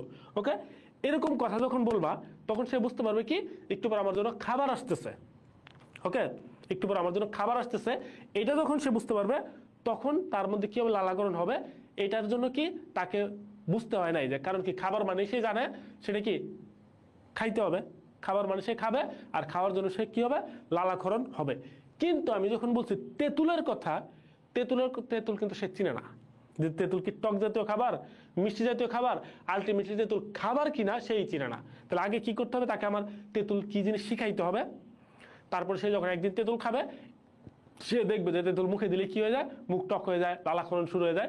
এরপর থেকে যখন তুমি তেঁতুল তার শিখাবা, তেঁতুলের কথা বলবা, তখন থেকে তার কি হবে, লালাকরণ শুরু হবে। তাহলে তার জন্য আগে কি করতে হবে, তেঁতুল জিনিসটা যে কি তাকে শিখতে হবে। ওকে, তাহলে তেঁতুলের এটা কি হবে, এটা হবে হচ্ছে অর্জিত বা সাপেক্ষ বা কন্ডিশন রিফ্লেক্স। ওকে, আর আমি যদি নর্মাল শুধু বলি যে খাবারের কথা, আমি শুধু হচ্ছে ফুডের কথা বলি, লাঞ্চের কথা বলি, ব্রেকফাস্টের কথা বলি, তার মানে সে বুঝে যাবে কি যে এটা মানে কি খাবার। তখন তার যেটা হবে, এটা তাকে কারো শিখাইতে হবে না, এটা কি হবে, সহজাত বা আনকন্ডিশনাল রিফ্লেক্স। ওকে, বুঝছো ব্যাপারটা? তাহলে খাবারের মধ্যে ক্লাসিফিকেশন আছে। এটা যে খাবার, তুমি মনে করো যে চাইনিজ কোনো এক জায়গাতে গিয়ে ঘুরতেছ, তোমার সামনে মনে করো যে চ্যাংচুং ভাষায় মনে করো যে খাবারের কথা বলতেছে, অনেক মজাদার খাবারের কথা বলতেছে, তখন কি চাইনিজ যারা আছে তাদের লালাকরণ হবে, কারণ কি তারা জানে এটা কি একটা মজাদার খাবার। তুমি তো জানোই না এটা কি ব্যাং ভেজে দিতেছে, সাপ ভেজে দিতেছে নাকি মুরগি ভেজে দিতেছে, তোমার তো লালাকরণ হবে না, তুমি এটা চিনো না, কারণ এই চ্যাংচুং ভাষা তুমি কি জানো না। তাহলে যেটা হচ্ছে আমার এরকম হবে যে আমার শিখতে হবে আগে থেকে একটু হলেও, সেটা কি হবে, সেটা আমার কন্ডিশনড বা সাপেক্ষ বা অর্জিত রিফ্লেক্স। আর যেটা আমার শিখতে হবে না, খাবার কথা শুনছে, ঠিক আছে, সাথে সাথে তার হচ্ছে কি, ধরো বাচ্চা, বাচ্চা যখন হচ্ছে ছোট পিচ্ছি বাচ্চা, তার জন্য তুমি ফিডার নিয়ে যাইতেছ, ফিডারের ভিতরে কি আছে সে তার এটা জানেই না, কিন্তু সে ফিডার দেখছে, তার মানে সে কি জানে, তার খাবার চলে আসছে, ঠিক আছে, তার লালাকরণ শুরু হয়ে যাবে। এটা কি, এটা আমার হচ্ছে কি আমার সহজাত বা অর্জিত রিফ্লেক্স। ওকে, ডান। তাহলে এই জিনিসগুলো একটু, এরপর এখান থেকে ডিটেল পড়ার দরকার নেই, এটা আমরা একটু পরে আরো ডিটেলসে পড়বো প্যাভলভে, কিন্তু সময় লাগবে না বেশি। এরপর হচ্ছে সহজাত রিফ্লেক্সে আবার তিন প্রকার ভাগ করছে। কি কি তিন প্রকার আমরা একটু দেখি। একটা হচ্ছে সুপারফিশিয়াল বা উপরিগত, সেটা কি, পায়ের তলায় সুরসুরি দিলে যে পা টান দিয়ে নিয়ে যাবে, এটা তো বুড়া মানুষ দিলেও টান দিয়ে নিয়ে যাবে, মাত্র যে জন্ম নিছে এর পায়ের তলায় দেখবো হচ্ছে, আমার খুব মজা লাগে এগুলো করতে, বুঝছো, যে পিচ্ছি কাছে যারা থাকে তাদের মনে করো যে পায়ের তলায় এরকম খোঁজাখুঁজি করি, মজাই লাগে। তো সে মনে করো যে তার যতটুকু শক্তি আছে আর কি, এতটুকু দিয়ে কি তার পাটা টান দিয়ে নিয়ে যায়, তাহলে কি তার এই রিফ্লেক্সটা কাজ করতেছে, এটা কি এক ধরনের সহজাত রিফ্লেক্স। তাহলে এটা কি, যেহেতু সুপারফিশিয়াল বডির বাইরের দিকেই হচ্ছে, এটাকে আমরা বলবো সুপারফিশিয়াল বা উপরিগত রিফ্লেক্স। গভীর বা ডিপ, এটা কিরকম, তোমার হাসপাতালে এরকম দেখছো কিনা, আমরা এরকম টেস্ট করি যে বিশেষ করে স্ট্রোকের পেশেন্ট যারা স্ট্রোক করে আসে, যে তার রিফ্লেক্সগুলো ঠিক আছে কিনা, ঠিক আছে, এটা দেখার জন্য আমরা কি করি, তার বডিটাকে মানে পাটাকে এরকম ভাবে উপরে উঠে হাঁটুর এই জায়গায় একটা টেন্ডন আছে, টেন্ডন মানে হচ্ছে ধরো আমরা যেটাকে সহজ ভাষায় রগ বলি আর কি, হ্যাঁ, এটাকে আমরা আগে এরকম ভাবে আইডেন্টিফাই করি, হাত দিয়ে আইডেন্টিফাই করি, ছোট হাতুড়ি টাইপ আছে আমাদের একটা, ওটা দিয়ে হচ্ছে এই জায়গায় বাড়ি দিলে কি হয়, বাড়ি দিলে সে কিছু বুঝুক আর না বুঝুক পাটা এরকম ভাবে লাথি মারে আর কি, সামনে সরায় দেয়, ঠিক আছে। এই যে আমার যে এই জায়গার মধ্যে আমরা আগে থেকে আইডেন্টিফাই করে বডির ভিতরের একটা এরকম ভাবে আইডেন্টিফাই করে তারপরে এরকম ভাবে বাড়ি দিলাম আর এরকম ভাবে নড়ে উঠলো, এই ধরনের রিফ্লেক্সটাকে আমরা বলবো হচ্ছে কি ডিপ রিফ্লেক্স বা গভীর প্রতিবর্তী ক্রিয়া। কারণ কি, এটা একটু বডির ভেতরের দিকে আমরা কাজ করছি। ওকে, আর এরকম যদি হয় একেবারে বডির ভিতরে, মানে তুমি এটাকে খুঁজে পাবা না বডির ভিতরে, তুমি বাইরে থেকে এটা মানে নাগালে পাওয়া সম্ভবই না, এরকম যদি হয় তাকে বলবো হচ্ছে আমরা আন্তর্যন্ত্রীয় বা ভিসেরাল রিফ্লেক্স। দেখো তো বুঝতে পারছো কিনা তিনটা, ঠিক আছে। অনেকের দেখছো এটা হচ্ছে অ্যাবনর্মাল তো থাকবেই কিছু, বুঝছো? জিনিসটা বুঝতে পারছো কিনা বলো? একটা হচ্ছে সুপারফিশিয়াল, যেটা বাইরে থেকেই করা যাবে, একটা হচ্ছে ডিপ, যেটা একটু চামড়ার একটু নিচে থাকবে, আইডেন্টিফাই করে নিতে হবে, সেটা হচ্ছে আমার কি ডিপ। আর যেটা একেবারে বডির ভিতর সেটা হচ্ছে কি আন্তর্যন্ত্রীয় বা ভিসেরাল। ওকে, যেটা হচ্ছে দেখো হৃৎপিণ্ড, পাকস্থলীয়, ফুসফুসের মধ্যে যেগুলো থাকবে এগুলো কি বডির একেবারে ভিতরে, তাহলে এগুলো কি হবে? এগুলো হচ্ছে আন্তর্যন্ত্রীয় বা ভিসেরাল রিফ্লেক্স। অর্জিত বা কন্ডিশন রিফ্লেক্স একটু আগে আমি বলে ফেলছি যে কি, যেটা কি আমার কি করতে হবে, বারবার কাজের মাধ্যমে আমাকে আয়ত্ত করতে হবে, ঠিক আছে? এই জিনিসগুলোকে বলবো আমরা অর্জিত বা কন্ডিশন রিফ্লেক্স। সহজাত আচরণ, সহজাত আচরণ মানে কি? ওই যেটা বলছি, মানুষের জন্মের পর থেকে যে কাজগুলো করবে কেউ একজন, সেটাই কি আমার সহজাত আচরণ। ওকে, রিক্যাপ তো করলাম কি কি, আবার খেয়াল করো রিফ্লেক্সটা কি। রিফ্লেক্স, সহজাত রিফ্লেক্স আছে তিনটা, একটা হচ্ছে সুপারফিশিয়াল, একটা ডিপ, একটা হচ্ছে আন্তর্যন্ত্রীয়। সুপারফিশিয়াল কোনটা? এই জায়গায় পায়ের তালুতে এরকম খোঁচাখুচি করলে পা টান দিয়ে নিয়ে যাচ্ছে, বডির বাইরে একেবারে বাইরে সুপারফিশিয়াল মানে অগভীর অবস্থায় আছে, এরকম যখন হবে সেটাকে বলবো আমরা সুপারফিশিয়াল। উদাহরণটা ইম্পর্টেন্ট। এরপর কি ডিপ কোনটা? বডির কোন টেন্ডনের মধ্যে যদি আমরা করি, যেটার সবচেয়ে কমন উদাহরণ হচ্ছে কি হাঁটুর ঝাঁকুনি। হাঁটুর মধ্যে আমরা এই টেন্ডনটা দিয়ে করে এখানে বাড়ি দিলাম, হাঁটু এরকম ঝাঁকুনি দিল, এটাকে বলি হচ্ছে আমরা ডিপ বা গভীর রিফ্লেক্স। আর একেবারে গভীরে মানে বডির ভেতরে যখন চলে যাবে সেটাকে বলবো কোনো একটা নির্দিষ্ট অর্গান বা অঙ্গে যখন হবে সেটাকে বলবো হচ্ছে আমরা আন্তর্যন্ত্রীয় বা ভিসেরাল রিফ্লেক্স। ওকে, ডান। এরপর সহজাত আচরণ আমরা আগেই বলছি। সহজাত আচরণ কি? যে মানুষ জন্মের পর থেকে যে আচরণগুলো করবে সেটাকে বলবো হচ্ছে, বা যে কোনো প্রাণী যে আচরণগুলো করবে সেগুলোকে বলবো আমরা সহজাত আচরণ। আর এই আচরণগুলো কন্ট্রোল করবে কে? এই আচরণগুলো কন্ট্রোল করার জন্য কিছু প্যাটার্ন আছে, যে তারা এরকম ভাবে আচরণ করবে। যে একটা মানুষ মাত্র জন্ম নিছে, জন্ম নেওয়ার পরে সে কি করবে? সে জন্ম নেওয়ার পরে সে ওয়া ওয়া করে চিল্লাবে, এটা তার প্যাটার্ন, যে এই প্যাটার্নে সে কাজ করবে। এরপরে কি? সে কিছুক্ষণ পরে প্রস্রাব করবে, কিছুক্ষণ পরে পায়খানা করবে, ঠিক আছে? এবং প্রস্রাব পায়খানা কই করবে? যেখানে আছে সেখানেই করবে, নাকি উঠার পরে সে বলবে তার বাথরুম চাপছে, সে এখন ওয়াশরুমে যেতে, এরকম হবে না। তাহলে এই যে জিনিসগুলা একটা নির্দিষ্ট ওয়েতে যখন যাবে, এটাকে আমরা বলি হচ্ছে একটা কি, একটা নির্দিষ্ট প্যাটার্ন, যেটা হচ্ছে বিজ্ঞানী লরেন্জ এই প্যাটার্নটাকে নাম দিছে কি ফিক্সড অ্যাকশন প্যাটার্ন, যেটাকে সংক্ষেপে বলা হচ্ছে এফএপি। ঠিক আছে, কারণ এটার বাইরে গেলে এই সমস্যা। মনে করো যে কোনো একটা বাচ্চা জন্ম নিচ্ছে, বাচ্চা জন্ম নেওয়ার পরে কি হওয়ার কথা? সে ট্যাটে করার কথা, ওয়া ওয়া করার কথা, এখন করতেছে না। তখনই ডাক্তাররা মনে করে হচ্ছে, আমরা যারা আছি মাথা গরম হয়ে যায়, হ্যাঁ কানতেছে না কেন, তার তখন কি কান্নাকাটি করার কথা, তখন কি তখন তার মনে করে হচ্ছে তার উল্টায় ঝুলায় দেখা যায় হচ্ছে পেছনে চট থাপ্পড় দেওয়া হয়, তার পা ডলা হয়, তার হাত ডলা হয়, ঠিক আছে, তার মনে করে যে ব্যাক সাইড মালিশ করা হয়, এরকম করে। কারণ কি? তার হচ্ছে যেন কান্নাকাটি করে, এটা হচ্ছে মেন কথা। কারণ কি? তার প্যাটার্ন এটা, এই প্যাটার্নে তাকে যাইতে হবে, প্যাটার্নের বাইরে গেছে মানেই গ্যাঞ্জাম। ওকে, তাহলে এই যে যে প্যাটার্নে সে আচরণটা করবে জন্মের পর থেকেই, এই প্যাটার্নটাকে আমরা বলবো হচ্ছে কি ফিক্সড অ্যাকশন প্যাটার্ন বা এফএপি। এটার প্রবর্তককে, এটার প্রবর্তক হচ্ছে বিজ্ঞানী লরেন্জ। ওকে, ঠিক আছে। এরপর হচ্ছে এখান থেকে আর কিছু দরকার নাই, ফিক্সড অ্যাকশন প্যাটার্নের কয়েকটা মানে বৈশিষ্ট্য আছে, এই বৈশিষ্ট্যগুলো আমাদের পড়তে হবে। সেটা কি? সেটা দেখো হচ্ছে 5টা বৈশিষ্ট্য। তাহলে এটা পরীক্ষার জন্য খুবই ইম্পর্টেন্ট। 5টা বৈশিষ্ট্যর হেডলাইন মুখস্থ করবা, পরীক্ষাতে প্রশ্ন আসবে এরকম, নিচের কোনটি এফআইপির অন্তর্ভুক্ত অথবা অন্তর্ভুক্ত নয়? নিচের কোনটি ফিক্সড অ্যাকশন প্যাটার্নের অন্তর্ভুক্ত অথবা অন্তর্ভুক্ত নয়? কি কি? এরা হবে হচ্ছে একটা ছাদসম্মত, মানে একই রকম ভাবে আচরণ করবে। তারপরে কি সার্বজনীনতা, মানে যে প্রজাতির ক্ষেত্রে হবে তাদের সবাই একই রকম ভাবে আচরণ করবে। মানে কি? যে একটা ছেলে বাচ্চা জন্ম নিল তার কান্নাকাটি করতে হবে, মেয়ে বাচ্চা জন্ম নিলে তার কান্নাকাটি করতে হবে, গরিবের ঘরে জন্ম নিল তাকে কাঁদতে হবে, বড় লোকের ঘরে জন্ম নিল কি তার কান্নাকাটি করতে হবে। তাহলে এটা কি সবার জন্য সেম। তারপরে কি? ব্যক্তিগত অভিজ্ঞতা বহির্ভূত, যে সে যে কান্নাকাটি করতেছে তার জন্য তার কি কোনো অভিজ্ঞতা এক্সপিরিয়েন্স দরকার আছে? কান্নাকাটি মন চাইছে তুই কান্নাকাটি কর, এর জন্য তো তার 5 বছরের অভিজ্ঞতা দরকার, 10 বছরের অভিজ্ঞতা দরকার, এরকম দরকার নাই। এবং এই জায়গার মধ্যে এই কথাটা একটু হাইলাইট করবা, ব্যক্তিগত অভিজ্ঞতা বহির্ভূত। পরীক্ষা অপশন লিখবো হচ্ছে ব্যক্তিগত অভিজ্ঞতা অন্তর্ভুক্ত দিয়ে দেখছে, কিন্তু অন্তর্ভুক্ত হবে না, এটা হবে কি বহির্ভূত হবে। তারপর কি? তারপর হচ্ছে ব্যালিস্টিকনেস। ব্যালিস্টিকনেস কি? যে সারা একবার দেওয়া হলে যে সে কান্নাকাটি একবার করছে, এরপর সে অবস্থা বুঝে আরো কান্নাকাটি করতে পারবে, কোনো সমস্যা নাই। এই ধরনের যে কাজটা হবে সেটাকে বলবো আমরা কি ব্যালিস্টিকনেস, মানে পরিবেশ সাপেক্ষে সে কি করতে পারবে, এটা রিপিট করতে পারবে। তারপরে কি? উদ্দেশ্যের একনিষ্ঠতা, মানে কি? মানে হচ্ছে একটি মাত্র কাজ করবে, যেটা এফএপি যেই কাজের জন্য যেটা আছে সেটাই, মানে হচ্ছে স্ট্রিক্ট আর কি, তুমি কাঠডাঙ্গাটির জন্য যেভাবে করবা সেটাই, তুমি হাসার জন্য যেটা করবা সেটাই, মানে যেটার জন্য যেটা ফিক্সড আচরণের জন্য সেটার জন্য সেই কাজটাই সে সম্পন্ন করবে। বলবো হেরিংয়ের লেখা একটু পরে বলবো, ওয়েট করো, ঠিক আছে? এটা ক্লিয়ার? তাহলে এটা হচ্ছে কি এফএপি এর বৈশিষ্ট্য। টুনটুনি পাখির বাসা নির্মাণ এগুলোর কথা বলছে, এগুলো হচ্ছে কি উদ্দীপনার অংশভূত প্রতিবর্তী আর সহজ আচরণ, এই পার্থক্যটা একটু পড়ে নিবা রিডিং। ওকে, সহজ আচরণ যাচাই এগুলো দরকার নাই।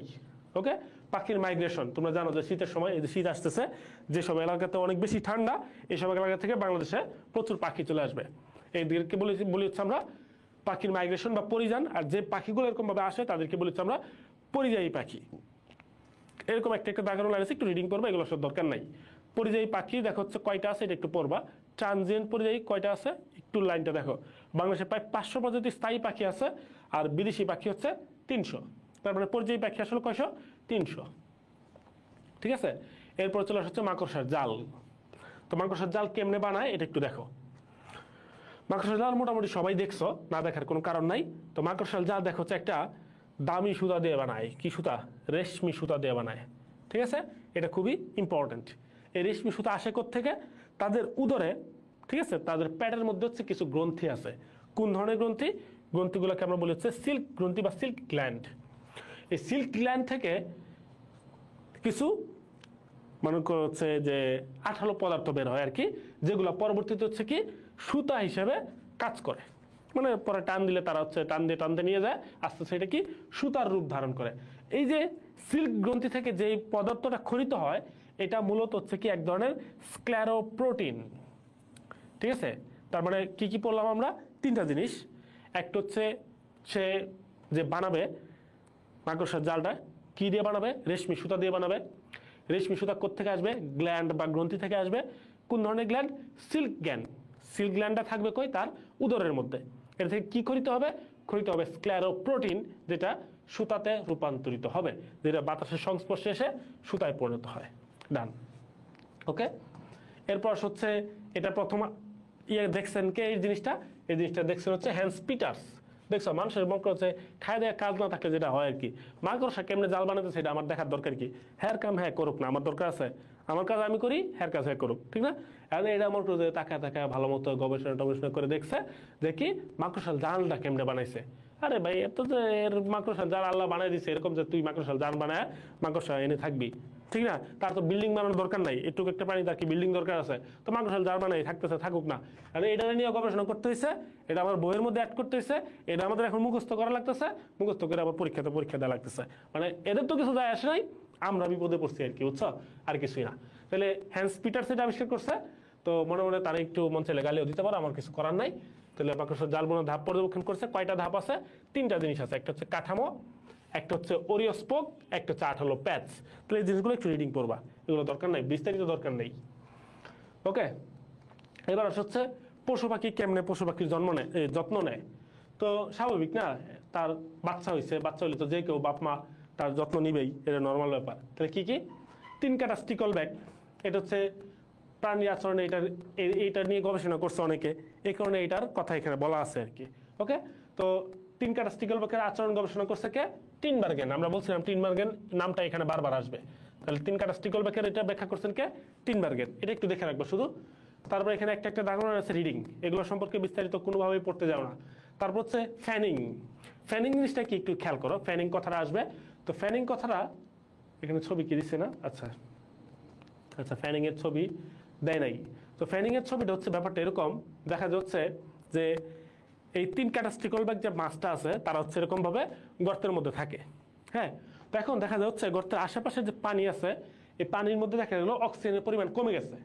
তখন তারা কি করে, এই গর্তের বাইরে এসে তার পাখনা দিয়ে পানিটা এরকম সরাইতে থাকে। সরানোর ফলে কি হয়, এই জায়গায় যেই পানির মধ্যে অক্সিজেনটা কম ছিল সেটা এখান থেকে সরে যায়, আর আশেপাশের যে জায়গার পানির মধ্যে অক্সিজেনটা বেশি ছিল সেটা এখানে চলে আসে। ঠিক আছে, এই প্রক্রিয়াটার নাম হচ্ছে ফ্যানিং। এটার কারণ কি? এটা হচ্ছে কারণ হচ্ছে সে অক্সিজেন চাহিদা নিশ্চিত করতে চায়। ঠিক আছে, অক্সিজেন চাহিদা নিশ্চিত করার জন্য যে কাজটা করে সে, এই যে পানি সরায় দিয়ে নতুন পানি আনার যে প্রক্রিয়া, সেটাকে বলা হচ্ছে কি ফ্যানিং। ওকে, মানে ফ্যানের মতো সরাচ্ছে আর কি, জাস্ট এই জিনিসটাই। ওকে, তারপর হচ্ছে ব্যাঙের অপত্য যত্ন, ব্যাঙ কি করে এটাও আমার এখন শিখতে হবে, বুঝছো?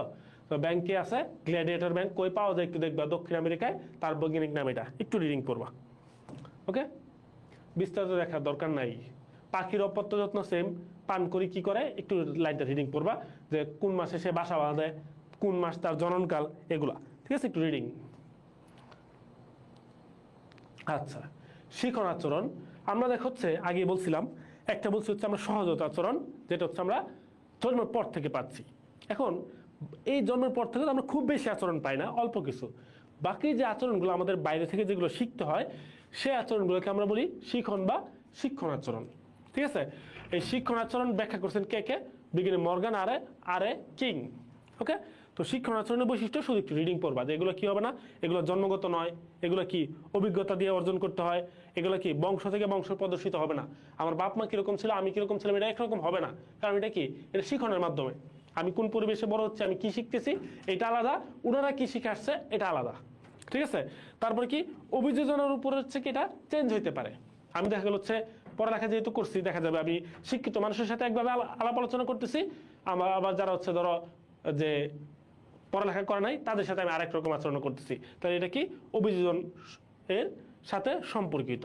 তারপরে কি প্রজাতি নির্দিষ্ট নয়, কারণ কি যে প্রজাতি শিখতে পারবে ভালো তার আচরণ একরকম হবে, যে শিখতে পারবে না তার আচরণ আরেক রকম হবে। এগুলো জাস্ট একটু রিডিং পড়বা। আচ্ছা, অভ্যাসজনিত আচরণ হচ্ছে সরলতম ধরনের শিখন, এর বেশি এখান থেকে দরকার নাই।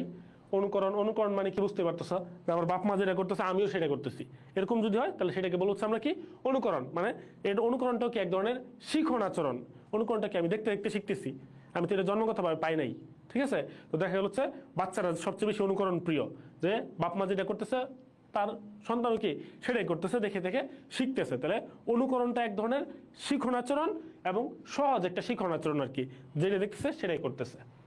ওকে, সহজ আচরণ আর শিখন আচরণের মধ্যে পার্থক্য, একটা আরেকটার উল্টা। ঠিক আছে, একটু পার্থক্য একটু রিডিং করবা। চলে আসা হচ্ছে প্যাভলভের তত্ত্ব। ওকে, এটা পড়লে আমরা মোটামুটি ক্লাসের শেষ দিকে। ঠিক আছে, বিরক্ত হয়ে যাচ্ছে বেশি না, আসুই মাত্র ক্লাসে কয়েকজন, তো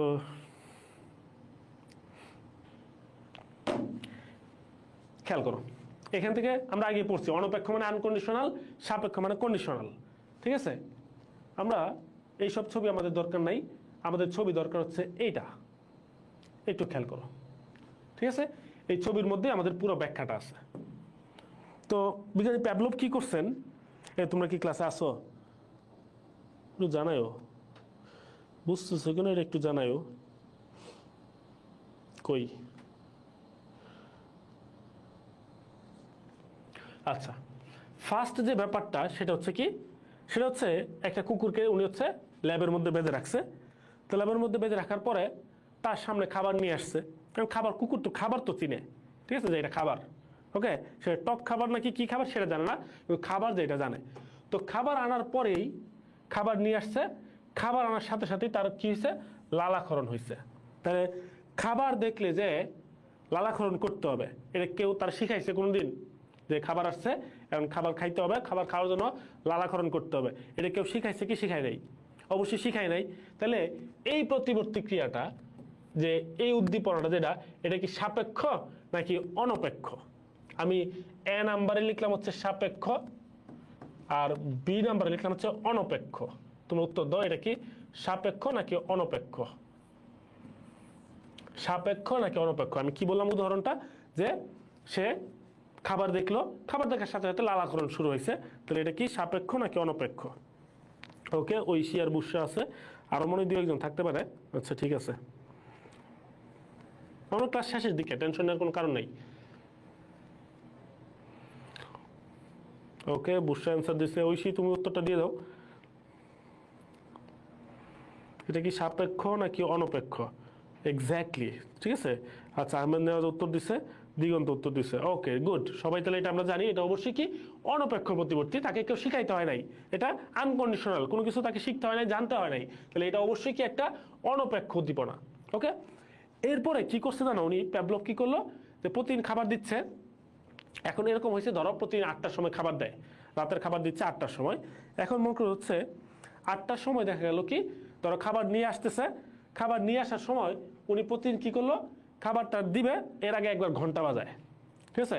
ঘন্টা বাজায় তারপরে খাবার নেই, আবার ঘন্টা বাজায় প্রতিদিন। ধরো আজকে রাত 8টার সময়, আচ্ছা 8টা তো না, ধরো 11টার সময় খাবার দিবে, তো 11টার সময় খাবার দিবে, আগে একটু ঘন্টা বাজাইলো, তারপরে খাবার নিয়ে গেল। পরের দিনও কী করলো, ঘন্টা বাজালো, খাবার দিয়ে গেল, পরের দিনও ঘন্টা বাজালো, খাবার দিয়ে গেল। এর মাধ্যমে হয়েছে কি জানো, তাহলে এই যে সাপেক্ষণ আগে যে ঘন্টা বাজাচ্ছে, ঘন্টার কারণে তার মধ্যে কোনো চেঞ্জ হয় না। ঘন্টা বাজে কুকুর ভাবতেছে ঘন্টা তো বাজাইতেই পারে, বাজাক, তাহলে এটার জন্য কি হবে না, কোনো লালাক্ষরণ হবে না। তাহলে এটা কি তার উদ্দীপনা হিসেবে কাজ করতেছে না? তাহলে এই ধরনের উদ্দীপনাকে আমরা বলি নিরপেক্ষ উদ্দীপনা, কোনো কাজ করতেছে না। কিন্তু যখন এরকম রিপিটেডলি 10-15 দিন যখন এরকম করলো যে ঘন্টা বাজাচ্ছে আর খাবার আনতেছে, ঘন্টা বাজাচ্ছে খাবার আনতেছে, 10-15 দিন পরে কুকুরটা বুঝে গেছে যে ঘন্টা বাজাইলে কি হবে, খাবার চলে আসবে, ঠিক আছে? এরপর তখন কি হয়েছে, তখন দেখা গেল হচ্ছে কি যে এই যে ঘন্টা বাজাইলে খাবার নিয়ে আসছে, তখন কি তার লালাকরণ হয়, ঘন্টা বাজাইছে খাবার নিয়ে আসছে, ঘন্টা বাজাইছে খাবার নিয়ে আসছে, এরকম রিপিটেডলি যখন করলো 10-15 দিন যাওয়ার পরে দেখা গেল এরপরে শুধু ঘন্টা বাজানো, ঘন্টার আওয়াজ শুনেই তার কি হয়ে গেছে, তার লালাকরণ শুরু হয়ে গেছে। বুঝতে পারছো? এরপর আর খাবার দেখা লাগে না, ঘন্টা বাজানো এটা শুনে সে বুঝে যায় ঘন্টা যেহেতু বাজাচ্ছে তার মানে কি এখন খাবার আসবে, এই চিন্তা করে ফেলছে। কারণ কি সে এই 10-15 দিনে সে এটা শিখছে যে ঘন্টা বাজালে কি হয়, ঘন্টা বাজালে খাবার আসে, এই যে ঘন্টা বাজালে খাবার আসে, ঠিক আছে? ঘন্টা বাজালে যেহেতু খাবার আসে সে এটা বুঝে গেছে যে ঘন্টা বাজালে এখন কি করতে হবে, আমার লালাকরণ করতে হবে, ঠিক আছে? তাহলে এই যে এই উদ্দীপনাটা, এটা কি, এটা সে 10-15 দিনে শিখলো, এই কারণে এই ধরনের উদ্দীপনাকে আমি বলবো কি সাপেক্ষ উদ্দীপনা। ওকে, তাহলে এখন কোয়েশ্চেন হচ্ছে তাহলে ভাই এটা আনকমন জিনিসটা কি, বা এটা জিনিসটা কি হলো? তাহলে জিনিসটা হচ্ছে তোমাকে এখানে মাথায় রাখতে হবে অনপেক্ষ উদ্দীপনা তো আছে একটা জিনিস, তাহলে সাপেক্ষ উদ্দীপনাটা কোত্থেকে আসছে? সাপেক্ষ উদ্দীপনা আসছে দুইটা উদ্দীপনার কম্বিনেশনের মাধ্যমে। কি দুইটা উদ্দীপনা একটু খেয়াল করো। একটা হচ্ছে এই উদ্দীপনা, এই উদ্দীপনার নাম কি? এই উদ্দীপনার নাম হচ্ছে অনপেক্ষ উদ্দীপনা, অনপেক্ষ উদ্দীপনা। আর এটার সাথে যোগ হয়েছে কি এই উদ্দীপনা, এই উদ্দীপনার নাম কি? এইটা, এই উদ্দীপনার নাম হচ্ছে নিরপেক্ষ উদ্দীপনা। তাহলে একটা সময় পরে কি হয়েছে, এই নিরপেক্ষ উদ্দীপনা আর অনপেক্ষ উদ্দীপনা, এই দুইটা উদ্দীপনা মিলে কি উদ্দীপনা তৈরি হয়েছে? সাপেক্ষ উদ্দীপনা। দেখো তো বুঝতে পারছো কিনা? ফার্স্টে কি ছিল?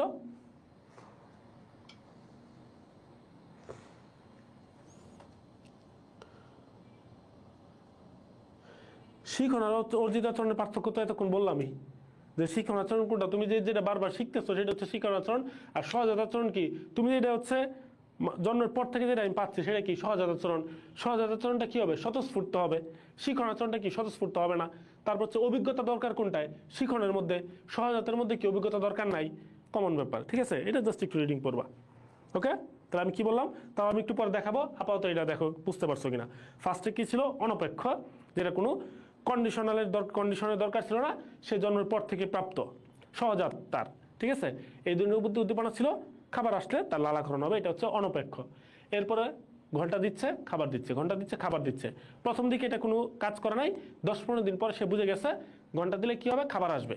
এই কারণে কি, এই কারণে সে হচ্ছে এরপর থেকে ঘন্টা আসলেই লালাকরণ শুরু হয়ে যায়, তাহলে এটা সে শিখলো। এই কারণে এটা কোন ধরনের উদ্দীপনা? সাপেক্ষ উদ্দীপনা। এটা তৈরি হয়েছে কিভাবে? তৈরি হয়েছে হচ্ছে খাবার যেটা কি ছিল? অনপেক্ষ উদ্দীপনা, আর ছিল হচ্ছে ঘন্টা যেটা ছিল নিরপেক্ষ উদ্দীপনা। তাহলে এই দুইটার কম্বিনেশনে তৈরি হয়েছে সাপেক্ষ উদ্দীপনা।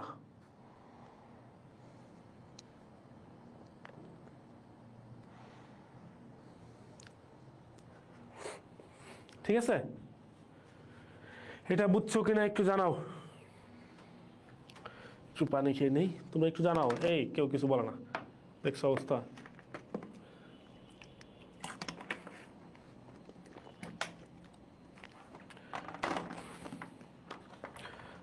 বুঝছো কিনা যারা ক্লাসে আসো, অল্প কয়েকদিনে আসো, একটু জানাও আমাকে যে জিনিসটা বুঝছো কিনা।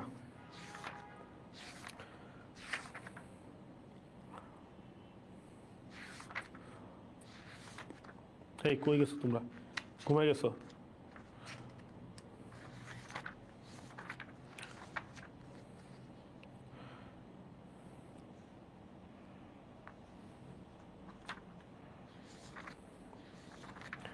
ওকে, ঠিক আছে, ওই শিশু জানাইছে।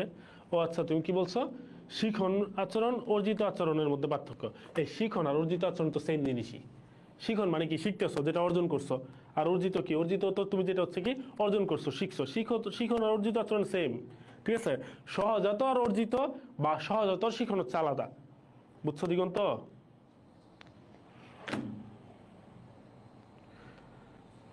অর্জিত আর শিখন সেম জিনিস, অর্জিত আর শিখন সেম জিনিস, ঠিক আছে?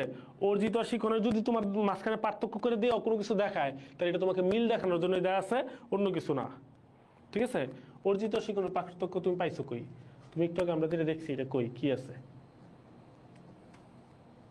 এটা সহজাত আর শিখন, বুঝতে পারছো? এটা তো আমি হচ্ছে মায়ের পেট থেকে নিয়ে আসছি, এটা শিখতেছি। শিখন আচরণের আরেক নাম হচ্ছে অর্জিত আচরণ, বুঝছো? শিখনটাই অর্জিত, ওকে? ঠিক আছে?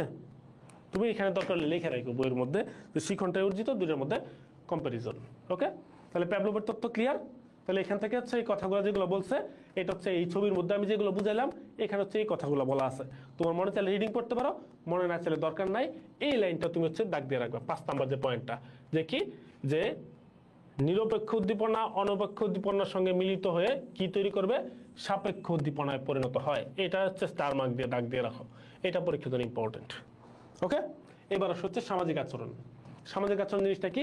সমাজের মধ্যে থাকতে হলে সে কি কি আচরণ করবে, এগুলো রিডিং করবে। এগুলো আমার বলার মধ্যে কিছু নাই, যে বাপ মার কথা শুনতে হবে, বড়দের সম্মান করতে হবে, ছোটদের স্নেহ করতে হবে, এই কথা এখানে বলছে, ঠিক আছে?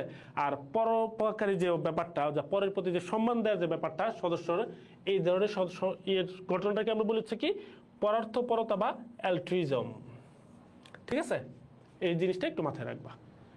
অ্যালট্রুইজম হচ্ছে দেখো পরস্পর প্রতি সহমর্মিতা বা পরার্থপরতা, মানে সমাজের একজন কষ্ট পাচ্ছে, তুমি তাকে হেল্প করা, কেউ একজন ঝামেলা আছে, তার বিপদে আগায় যা, এই ধরনের কাহিনীকে বলছে আমরা কি অ্যালট্রুইজম, ওকে?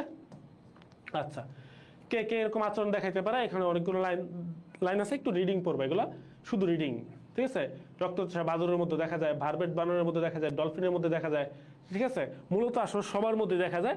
এখানে গবেষণা যাদের মধ্যে করছে তাদের কথা শুধু উল্লেখ করছে আর কি। ইম্পর্টেন্ট হচ্ছে মৌমাছি, মৌমাছির মধ্যে এটা সবচেয়ে নাকি বেশি দেখা যায়। এই কারণে মৌমাছিটা তোমাকে এখানে বিস্তারিত বলছে, মৌমাছিটা আমাদের পড়তে হবে। 3 প্রজাতির মৌমাছি পাওয়া যায়, কি কি? Apis indica, Apis dorsata, Apis florea. 3টা একটু পরে রাখবা নামগুলা, তাহলে পরীক্ষাতে প্রশ্ন আসবে কিরকম, যে নিচের কোন প্রজাতির মৌমাছি বাংলাদেশে পাওয়া যায় না? 3টার বাইরে যে কোনো একটা। মৌমাছি কয় ধরনের আছে? 3 ধরনের।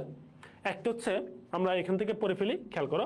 একটা হচ্ছে রানী, একটা হচ্ছে পুরুষ, একটা হচ্ছে কর্মী, ওকে? তাহলে এখানে বসকে, এখানে রানী মৌমাছি হচ্ছে বস। রানী মৌমাছি কয়টা থাকবে? পুরো চাকের মধ্যে রানী মৌমাছি থাকবে মাত্র একটা, ওকে? সবচেয়ে বেশি থাকবে কোনটা?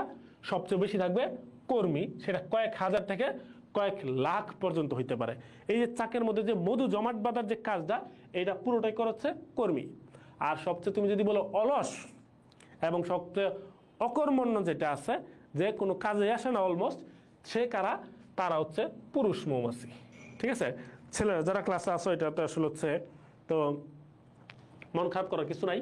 তো আমিও তো ছেলে মানুষ, আমারও মন খারাপ করার কিছু নেই, কারণ এটা মৌমাছির কথা বলছে, আমাদের কথা কিছু বলা নাই, ঠিক আছে? আবার মেয়েরাও এটা নিয়ে হচ্ছে তোমরা অফেন্ডেড করো না, যে হচ্ছে এই ছেলেরা অকর্মণ্য, ঠিক আছে, কাজ টাজ করে না। কিছু করার নাই, আল্লাহ তাআলা তার মৌমাছিদের বানাইছে এরকম ভাবে যে এখানে বস হচ্ছে রানী। রানী কয়জন থাকবে? একজন। কর্মী হচ্ছে এখানে হচ্ছে সবচেয়ে বেশি থাকবে, কয়েক হাজার থেকে কয়েক লাখ হইতে পারে। আর পুরুষ হচ্ছে এখানে হচ্ছে সবচেয়ে অলস প্রজাতির, সে কোনো কাজকর্ম করবে না, তার একটাই কাজ শুধুমাত্র কি, যে হচ্ছে কি প্রজননে অংশ নেওয়া, আর কোনো কাজ নর্মালি সে করে না, ওকে? এবার আমরা একটু দেখি রানী মৌমাছি কিরকম হবে। দেখো ইয়েটা সবচেয়ে সাইজে বড় হচ্ছে কি রানী মৌমাছি, এরপরে পুরুষ মৌমাছি, আর তুমি আশেপাশে নর্মালি যে মৌমাছিগুলো দেখো সেগুলো হচ্ছে কর্মী মৌমাছি। তাহলে এখানে দেখো হচ্ছে কি বলছে, যে দেহের তুলনায় ডানা দুটি ছোট লালাগুন্তি থাকে না, হুলে বার্ব থাকে না, বারবার হুল ফোটাতে পারে, কিন্তু এরা বারবার হুল ফোটানোর দরকার পড়ে না, ঠিক আছে? কারণ হুল ফোটানোর জন্য কারা আছে? এরাই যথেষ্ট, ওকে? আর এরা কি করতে পারে? কতটা ডিম পারতে পারে, এটা পরীক্ষার জন্য ইম্পর্টেন্ট। একদিনে 1500 থেকে 2000 ডিম পারে। তাহলে চিন্তা করে দেখো, যদি মৌমাছির ডিমটা সাইজে একটু বড় হইতো, ওকে, আর মনে করো এই ডিম যদি খাওয়া যাইতো, কি একটা মজা হইতো, তাই না? মনে করো চিন্তা করে দেখা যাচ্ছে একদিনে 1500 ডিম, 2000 ডিম, ঠিক না?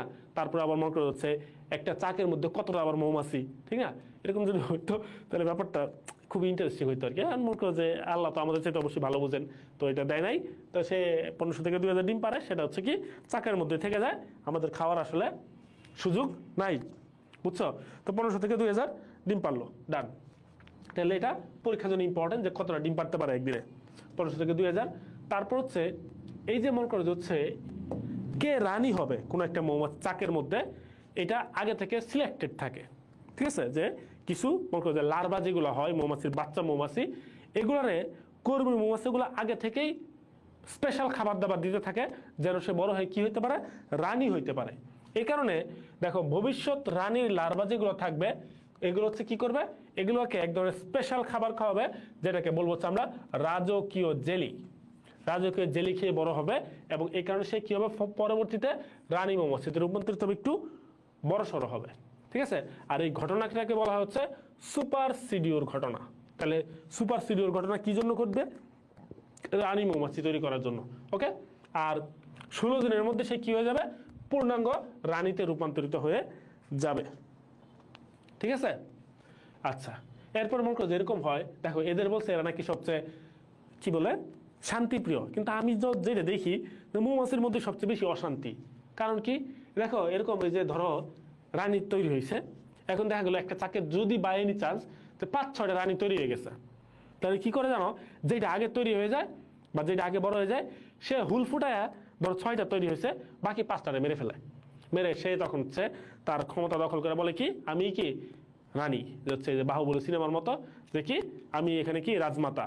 আর তার কি যে ঘোষণা দেয় না যে তার কি বাণী নাকি ও শাসন, এরকম কি একটা ডায়লগ আছে ভুলে গেছি, ঠিক আছে? তো তখন হচ্ছে এরকম, তাহলে যদি এরকম হয় যাচ্ছে অনেকগুলো হয়, তখন কি হবে, বাকি দেশে হুল ফুটায় মেরে ফেলে। তাহলে এটা এরকম কাহিনী হলে তারা শান্তিপ্রিয় কেমন হয় আমি আসলে জানি না, ঠিক আছে? আচ্ছা, তারপর হচ্ছে রানী মৌমাছি বাঁচে কত বছর, 3 থেকে 5 বছর। তারপর হচ্ছে এদের ত্বক থেকে কি আসবে, মস্তক থেকে করতে হয় ফেরোমেন, একটু রিডিং করবা। পুরুষ মৌমাছি আকৃতি হচ্ছে মাঝারি আকৃতির। এদের কাজ কি, পুরুষ মৌমাছি হচ্ছে দেখো কলোনিতে কতটা পুরুষ মৌমাছি থাকতে পারে, 3 থেকে 3000, এই লাইনটা একটু পড়বা। আর এই পুরুষ মৌমাছি তৈরি হয় কেমনে, দেখা হচ্ছে কি বলছে কোন প্রক্রিয়ায়, পার্থেনোজেনেসিস প্রক্রিয়ায়। তোমাদের মনে আছে কিনা যে তোমরা উদ্ভিদ প্রজনন চ্যাপ্টারে পড়ছো, পার্থেনোজেনেসিস মানে হচ্ছে নিষেক ছাড়াই কোনো শুক্রাণু বা ডিম্বাণু থেকে যে হচ্ছে যদি ইয়ে তৈরি হয়, মানে আউটকাম পাওয়া যায়, ঠিক আছে? যে নিষেক ছাড়াই ফল তৈরির প্রক্রিয়া ছিল হচ্ছে, বা বীজ তৈরির প্রক্রিয়া ছিল হচ্ছে উদ্ভিদ প্রজননে। আর এই জায়গাতে আসবে হচ্ছে নিষেক ছাড়াই যদি প্রাণী তৈরি হয়ে যায়, সেটাকে বলবো হচ্ছে আমরা কি পার্থেনোজেনেসিস। মানে নিষেক হইতে হলে নর্মালি কি হয়, যে হচ্ছে যে নারী থেকে আসবে ডিম্বাণু, পুরুষ থেকে আসবে শুক্রাণু, এই দুইটা মিলিত হয়ে তারপর হচ্ছে কি তৈরি করবে, জাইগোট তৈরি করবে। তারপরে এই জাইগোট আস্তে আস্তে বড় হয়ে প্রাণী হবে, ঠিক আছে? এরকম না হয়ে দেখা গেল হচ্ছে কি শুধু এটা থেকে হয়ে গেছে, অথবা শুধু এটা থেকে হয়ে গেছে, দুইটা মিলিত হওয়া লাগে নাই। এরকম কাহিনী যখন ঘটবে, অবশ্যই অ্যাটিপিক্যাল কাহিনী এটা, এরকম কাহিনী যখন ঘটবে তখন এটাকে বলবো আমরা পার্থেনোজেনেসিস। তাহলে এই পার্থেনোজেনেসিস প্রক্রিয়ায় হচ্ছে পুরুষ মৌমাছি সৃষ্টি হয়। তাহলে এরা কি হবে, হ্যাপ্লয়েড, কারণ দুইটা তো মিলিত হয় নাই, ঠিক আছে? তাহলে সিঙ্গেলটা, তাহলে সিঙ্গেল যদি হয় তাহলে এরা কি হবে, এরা হ্যাপ্লয়েড হবে, ঠিক আছে? তারপরে কি হয়, এদের কাজ কি, এদের কাজ হচ্ছে নিষিক্ত করা, ডিমকে নিষিক্ত করা, মানে কি প্রজননে অংশ নেওয়া, ওকে? এবং এটা প্রজননে অংশ নেওয়াটা হচ্ছে একটা প্যাথেটিক কাজ, কারণ কি প্রজননে অংশ নেওয়ার পরে এরা কি হবে, এরা মারা যাবে, ঠিক আছে? এখন একজন জিজ্ঞেস করছে কেন মারা যাবে, কেন মারা যাবে, এর কোনো ব্যাখ্যা নাই, আল্লাহ তাআলা এরকম ভাবে সিস্টেম তৈরি করে দিচ্ছে, এই কারণে এরা কি মারা যায়, বুঝছো? সিস্টেমই এটা। এরপর হচ্ছে কর্মী মৌমাছি। কর্মী মৌমাছির মধ্যে কি কি থাকে একটু রিডিং করবা। মূলত তো চাকের যা কাজ আছে সব কাজ করেই কারা, কর্মী, ঠিক আছে? ডান। এইখান থেকে হচ্ছে মূলত তুমি ছকটা পরে ফেললেই এনাফ। একটু আগে আমি যে কথাগুলো বলছি এগুলো এখানে লেখা আছে। এবং ইন্টারেস্টিং ব্যাপার হচ্ছে কর্মী মৌমাছি কিন্তু কোনো প্রজননে অংশ নিবে না, এদের কাজই হচ্ছে কি শুধু কাজ করা, ঠিক আছে? এরা আর কোনো কিছুতে অংশ নিবে না, ওকে? এরপর দেখা হচ্ছে রাজকীয় জেলির মধ্যে কি কি থাকে, পরীক্ষার জন্য খুবই খুবই খুবই বেশি ইম্পর্টেন্ট, ঠিক আছে? একেবারে যারা মুখস্থ করবা যে রাজকীয় জেলির মধ্যে কি কি জিনিস পাওয়া যায়, ওকে? এরপর শ্রমবন্টন। দেখো বলছে এদের খুব শান্তিপ্রিয়, কিন্তু এরা আসলে কি করে, এরা আসলে হচ্ছে দেখবা কি করে, দেখো হচ্ছে এরা শিশু শ্রম করে, দেখছো শিশু শ্রম করছে যে খেয়াল করো, মাত্র বয়স হয়েছে 3 থেকে 4 দিন, তখনই এরা কি করছে, এরা বলছে যে এই কাজ করে খা। কাজ করে খা মানে কি, যে তুই যে জায়গায় থাকো সেই জায়গায় কি পরিষ্কার কর। তাহলে মধুকুটির যে এরিয়াটা আছে এটা পরিষ্কার কাজে তাদের লাগাই দেয়। ঠিক আছে, মাত্র বয়স কত, 3 থেকে 4 দিন। তাহলে 3 থেকে 4 দিন হলে কি এটা শিশু শ্রম না? যদি ওই জায়গায় পুলিশ থাকতো তুমি এই জায়গাতে ফোন করে জানা দিতে পারতা যে এখানে কি শিশু শ্রম হচ্ছে, কিন্তু কিছু করার নাই। সিস্টেমই এটা যে 3 থেকে 4 দিন বয়স হয়েছে কাজ করো, কাজ না করে কোনো কি খাওয়া নাই। খাদ্যের যোগান দরকার নাই। ভাব বিনিময়, ভাব বিনিময় এরা কেমনে করে, ভাব বিনিময় করে হচ্ছে নাচানাচি করে। এবং এরা হচ্ছে একটু আগে বলছে শান্তিপ্রিয়, কিন্তু এরা আসলে খুবই খারাপ প্রকৃতির একটা জিনিস। এরা কি করে, ধরো কিছু মৌমাছি আছে যে ধরো একটা জায়গাতে গেল, তো যাওয়ার সময় ধরো একটা এরিয়াতে যাচ্ছে, যাওয়ার সময় দেখলো পাশে একটা মৌচাক আছে, যে চাকের মধ্যে মানে কোনো ধরো বাংলাদেশের যে অবস্থা আর কি বর্তমানে, কোনো এই শান্তিরক্ষা বাহিনী শৃঙ্খলার বাহিনী নাই কেউ, ঠিক আছে, মানে পুলিশ নাই, আর্মি নাই, কেউ নাই। তখন এরা কি করবে, ওই চাকের মধ্যে হামলা করবে। ওকে, হামলা করে ওই জায়গাতে হচ্ছে যেই মধুটা জমানো ছিল এটা নিয়ে চলে আসবে। এবং শুধু নিয়ে চলে আসবে না, এই যে নিয়ে চলে আসছে, এরা মনে করে হচ্ছে আশেপাশে যত চাক আছে সব জায়গাতে নাচতে নাচতে নাচতে নাচতে গিয়ে কি খবর দিয়ে আসবে, এই এনে কিন্তু ইয়ে আছে, মধু আছে, এবং কি পুলিশ নাই, আর্মি নাই, তাহলে কি কর, তোরা ওকে এদিকে লুটপাট করে নিয়ে আয়। ঠিক আছে, তো এরকম কাজ যারা করে তারা কেমনে শান্তিপ্রিয় হয় আমি জানি না। সে নিজেও লুটপাট করে নিয়ে আসছে, আবার খবর দিয়ে আসছে তাড়াতাড়ি গিয়ে লুটপাট করে নিয়ে আয়, বুঝছো, এরকম একটা অবস্থা। এবং এটা কিভাবে প্রকাশ করে, প্রকাশ করে হচ্ছে এরা বিশেষ ভঙ্গিমায় নাচানাচি করে। তো চিন্তা করো, সে এক জায়গা থেকে লুটপাট করে নিয়ে আসছে, আবার আসার সময় নাচানাচি করে মনে করছে বিভিন্ন জায়গায় বলতেছে যে কি লুটপাট করে নিয়ে আয়। নর্মালভাবে বললো হয়তো, নাচানাচি করে বলতেছে, তাহলে এটা খুবই একটা খারাপ কাজ আসলে। আর এই ধরনের নাচানাচিটাকে আমরা কি বলি, 2 ধরনের নাচানাচি আছে, একটা হচ্ছে চক্রাকার নৃত্য, একটা হচ্ছে ওয়াগল নৃত্য। ঠিক আছে, তাহলে এটা কোনটা কি খেয়াল করো, যদি মৌমাছির বাসা থেকে 100 মিটারের কম দূরত্বের মধ্যে কোনো খাবার থাকে, তাহলে সে যেভাবে অবহিত করে এটাকে বলি হচ্ছে আমরা ওয়াগল নৃত্য, কম দূরত্বের মধ্যে। ঠিক আছে, আর যদি হচ্ছে বেশি দূরত্বের মধ্যে হয় তখন কি হবে, চক্রাকার নৃত্য। তাহলে কম দূরত্বের মধ্যে খাবার মানে আছে এইটা নিশ্চিত করার জন্য কি ওয়াগল নৃত্য, আর যদি হচ্ছে বেশি দূরত্বের মধ্যে হয় তাহলে কি হবে, চক্রাকার নৃত্য। তুমি শুধু এই জিনিসটা পড়বা। আমরা আগে বলছি খাবার সে প্রকাশ করবে কিরকম ভাবে, নৃত্যের মাধ্যমে। তারপরে এখান থেকে একটা লাইন আছে, একটু রিডিং পড়বা, এগুলো দরকার নেই। ঠিক আছে, একটা লাইন আছে, একটু রিডিং। আমাদের মূলত পড়া শেষ। উত্তরাধিকার নির্বাচন আমরা আগে বলছি কিভাবে উত্তরাধিকার নির্বাচন করা হয়, যে কুঠুরির মধ্যে যারা আছে 5-6টা লার্ভাকে তারা হচ্ছে রাজসিক জেলি খাওয়াবে, বড় হবে, তারপরে যেটা আগে বড় হয়ে যাবে সে বাকিদের মেরে ফেলবে, সে কি হয়ে গেল, রানী হয়ে গেল। এই দেখ হচ্ছে চুরি ডাকাতিও করে তারা। তো চুরি ডাকাতি যারা করবে তারা তো আসলে হচ্ছে শান্তিপ্রিয় মানুষ, সরি শান্তিপ্রিয় মৌমাছি, শান্তিপ্রিয় মানুষ কেন। ঠিক আছে, এবার আসলে হচ্ছে একটা কথার মধ্যে, সেটা হচ্ছে আমরা টিনবার্গেনের কথা বলছিলাম, যেটা হচ্ছে টিনবার্গেন যেটা হচ্ছে হেরিঙ্গেল সম্পর্কে আলোচনা করছে। তো হেরিঙ্গেলের ক্ষেত্রে যেটা হয়, হেরিঙ্গেলের খাবার দাবারের কথাটা বলছে, যে হেরিঙ্গেলের মধ্যে যে হচ্ছে হেরিঙ্গেল যে আছে গাংচিলটা, এদের ঠোঁটের মধ্যে হচ্ছে একটা লাল একটা ফুটা থাকে। ঠিক আছে, ধরো এরকম হচ্ছে, এটা হচ্ছে ধরো তার ঠোঁট। ঠিক আছে, তো ঠোঁটের মধ্যে এই জায়গার মধ্যে হচ্ছে একটা লাল ফুটা থাকে।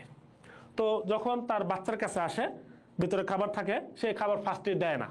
ঠিক আছে, ফার্স্টে না দিয়ে কি করে, ধরো মুখ বন্ধ করে বসে আছে, মুখ বন্ধ করে বসে থাকে, আর মুখ বন্ধ করে বসে আছে, আর বাচ্চা কি করে, তখন বাচ্চা হচ্ছে এই লাল ফুটাটার মধ্যে ঠোকর দেয়। ঠিক আছে, ঠোকর দেয়, ঠোকর দেওয়ার পরে তখন হচ্ছে মা কি করে, মুখ থেকে খাবারটা বের করে দেয়। ঠিক আছে, এই যে সিস্টেমটা, এটা তার হচ্ছে ফার্স্ট হচ্ছে তার মা তারা শেখায়, এরপর সে হচ্ছে কি আস্তে আস্তে এটা কি করতে থাকে এই সিস্টেমের মাধ্যমে। এরপরে হেরিঙ্গেলে আরো অনেক কিছু হচ্ছে তারা হয়তো গবেষণা করছে, কিন্তু এগুলো আমাদের দেখার বিষয় না। দেখার বিষয় হচ্ছে তার খাবার দাবারের সিস্টেমটা।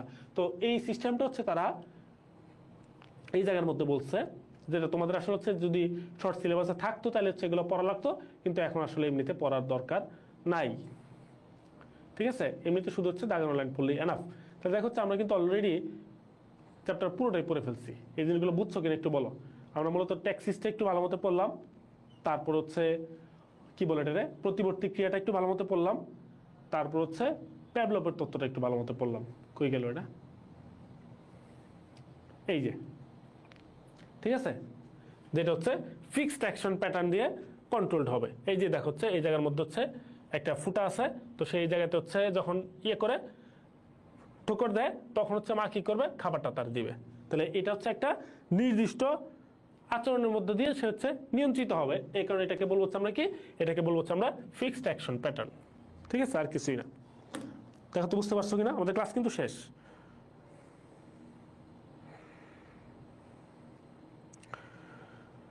বুঝতে পারছো কিনা একটু জানাও। খুবই বিরক্তিকর ক্লাস, বুঝছো? তো এটা আসলে হচ্ছে আমাদের কিছু করার নাই। তো তাও আমরা পড়লাম, যতক্ষণ পড়লাম একটু জানাও কি পরিমাণ প্রশ্ন আছে। প্রশ্ন আসতে পারে অবশ্যই, ঠিক আছে, বিশেষ করে আমরা যে টপিকগুলো পড়লাম।